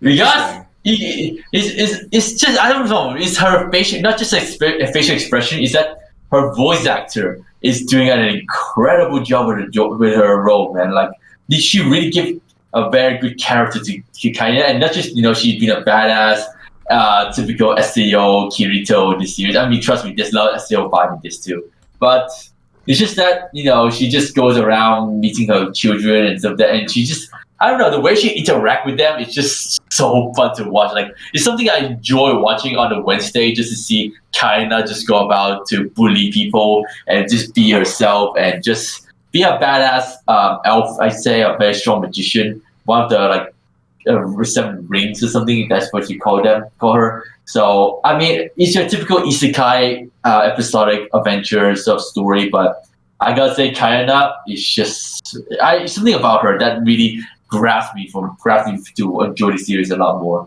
And I know it's your typical VR MMO RPG sort of anime and stuff like that, but I don't know. It's something about this show I just really enjoy watching. Any of you guys watch it too, or I'm watching it. It's just it's just all right for me, to be honest. Right. It's abysmal. I'm just abysmal. He used a much worse word. Oh shit. Oh, burn. I didn't feel that. Are we talking like 1 out of 100 abysmal? 1 out of 10? Okay. Yes. I'm just like, no, not that bad. Not that bad. It's just like, I'm so bored, like, I can't even get much out of it. It's just like, oh, she's just doing about, like, it's probably not so much that it's offensively bad. It's just that, for me, it's just like, there isn't really much interesting things going on here. It really just isn't. I tried. It's just barely watchable for me, and I'm just hanging on. I'm just like, maybe I'll just try the light novel, see later on, see if it's any better. But the anime was just not doing it for me. The production, the animation just. The CGI. The CGI. Okay. I can get with that. But the character design, though, I like it. I really like the character design. But I don't know. They're so lackluster for me. It's like basic level, honestly, for these sort of fantasy series, and it is low budget. I mean, it's fucking what's the Studio Maha film? I what the hell is this? They didn't label who produced it, but I'm pretty sure. But I bet Katakawa is up to this one. Yeah, it's the same one that.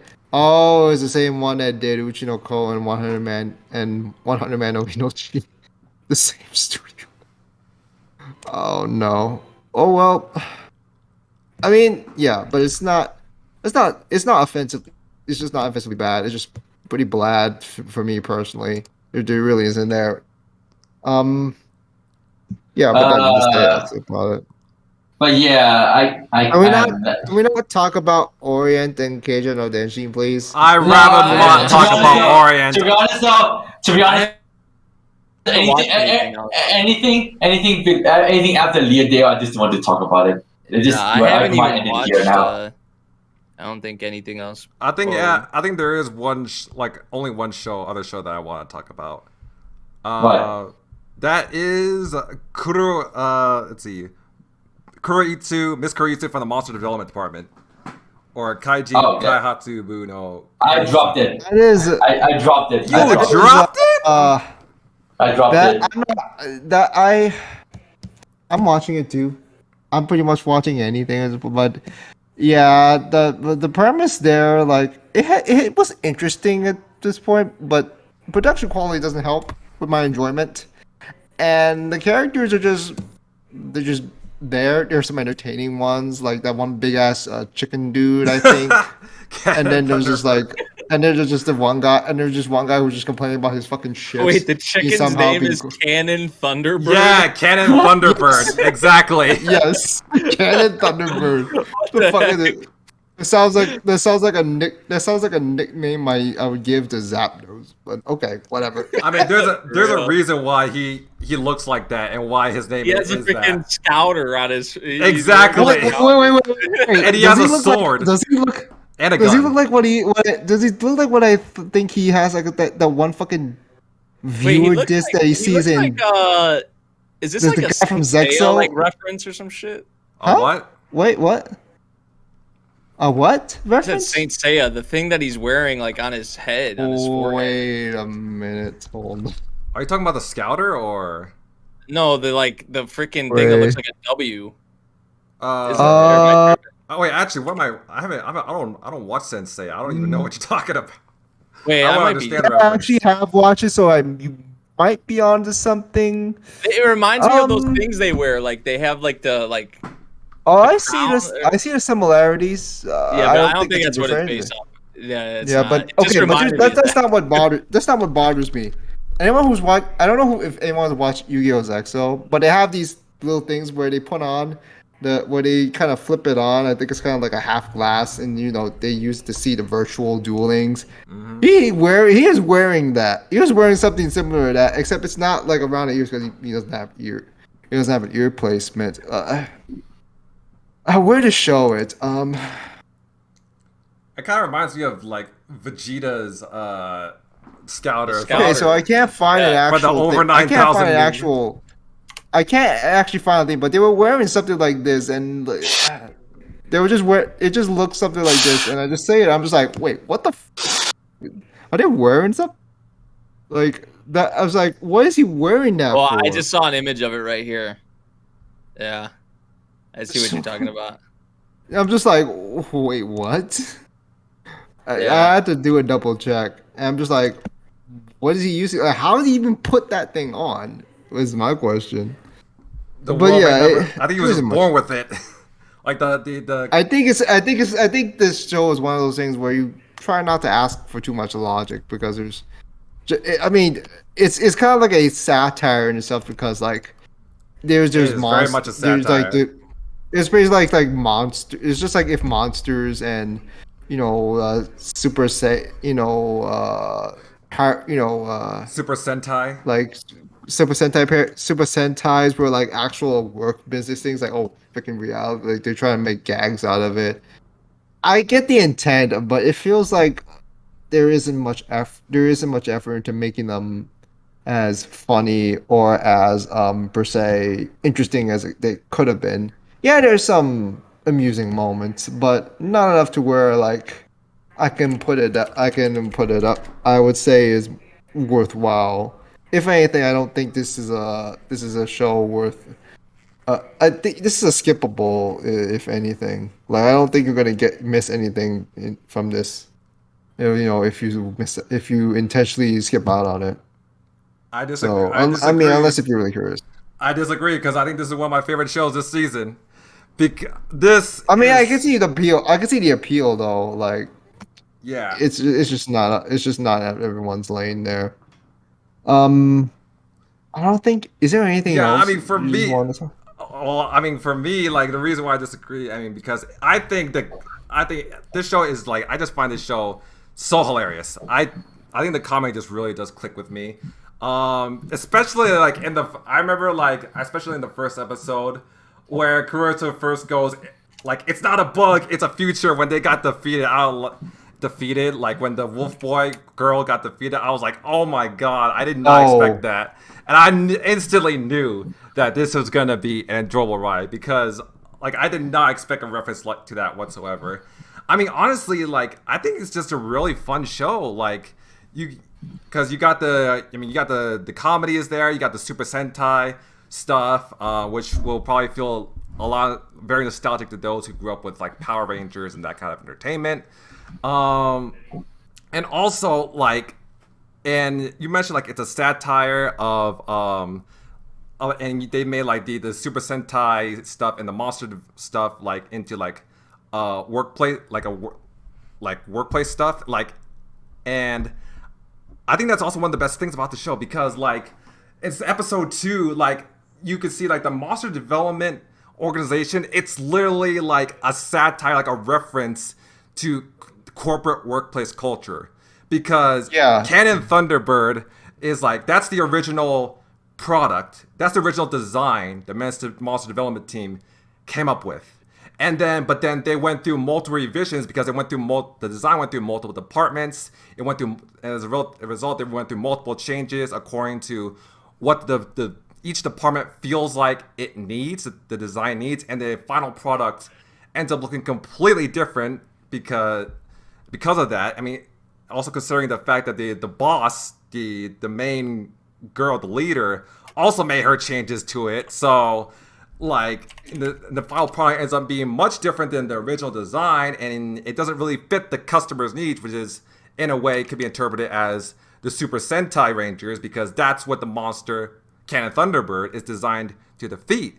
And that kind of, and that's when I realized, oh shit, is this like a reference, an allegory to corporate workplace culture? Is this what it's like to work in that type of environment? Because I've only held part-time like jobs. I've never worked in those white collar type of environments. So like I was like, oh my god, this is terrifying, working with multiple people like this, multiple departments. So I thought that was actually really clever, like the way they did that.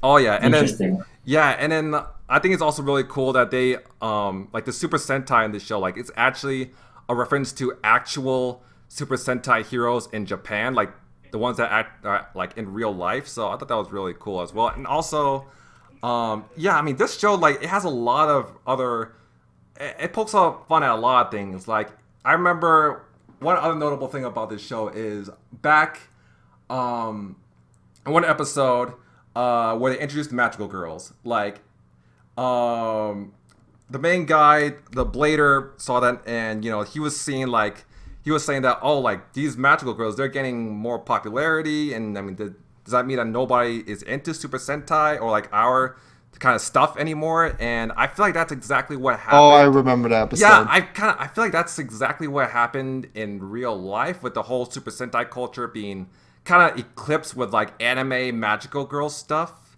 I could be wrong though, but I feel like that's kind of like a reference to that as well. I can see where they were trying to make the appeal with that, and like I could see where it has entertainment value. I think it could have, in better hands, production wise, it could have been done better. I just feel like it was missing just that one thing. It was just missing something that would have just made it a lot more enjoyable, like something where like maybe at least story wise or character.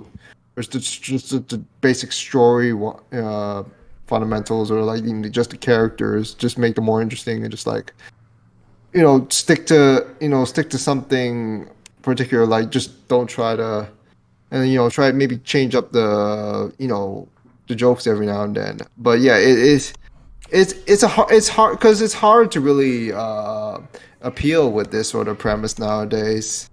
In terms considering how most of us are with other genres in this case. I mean, I think I don't know about much regarding the manga or whatever source material it has, but I don't think it's worthless. I don't think it's worthless either. I just think because like the way it's presented, and then you see the production isn't that great. Like not a lot of people are just gonna hop onto that though. But I mean, for those who do like that sort of thing, I can see where that appeals for them. I remember I used to like Power Rangers at one point, way back when I was a kid. So that would have appealed to me, but not so much now. Yeah, I'm not much of a Power Rangers Super Sentai type of guy. I never grew up with that type of things, but I still find enjoyment in this show. I mean, I just really think the comedy and the various references, like in the characters, it just really clicks with me. I think this is an absolute blast to watch. I mean, I guess I can kind of understand why it might not appeal to some, but for me, it really hits. I think it might be. I mean, it is only halfway. We are only halfway through the winter season, but I think this has potential to be one of my favorites this season. Okay. So I think that's all. Is that it? Is that it? Yeah, I was just I mean, I know there's more. I know there's more. But I don't have the motivate. I don't have the energy anymore to talk. Well, it's because there isn't really much to say about those. Honestly. Like we just mentioned about the Kuroitsu thing, one off, and that was about it. Everything else after Princess Connects is just kind of like whatever. It's just I'm not watching anything else. I was gonna talk about Slow Loop is alright. I was gonna talk about Fantasy Bishojo, but let's just say the latest episode with Kiryu rip off, that was the best part. Well, yeah, that's just that. I mean, I don't think this one aged well for me either.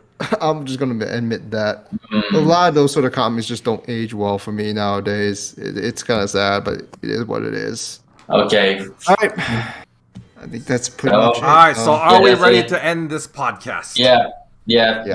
All right. Thank you guys for watching. Have a great day. Subscribe to my channel. Subscribe to these guys' channels. Follow me on Twitter. Support me on Patreon. Links in the description down below. And I will see you guys next time.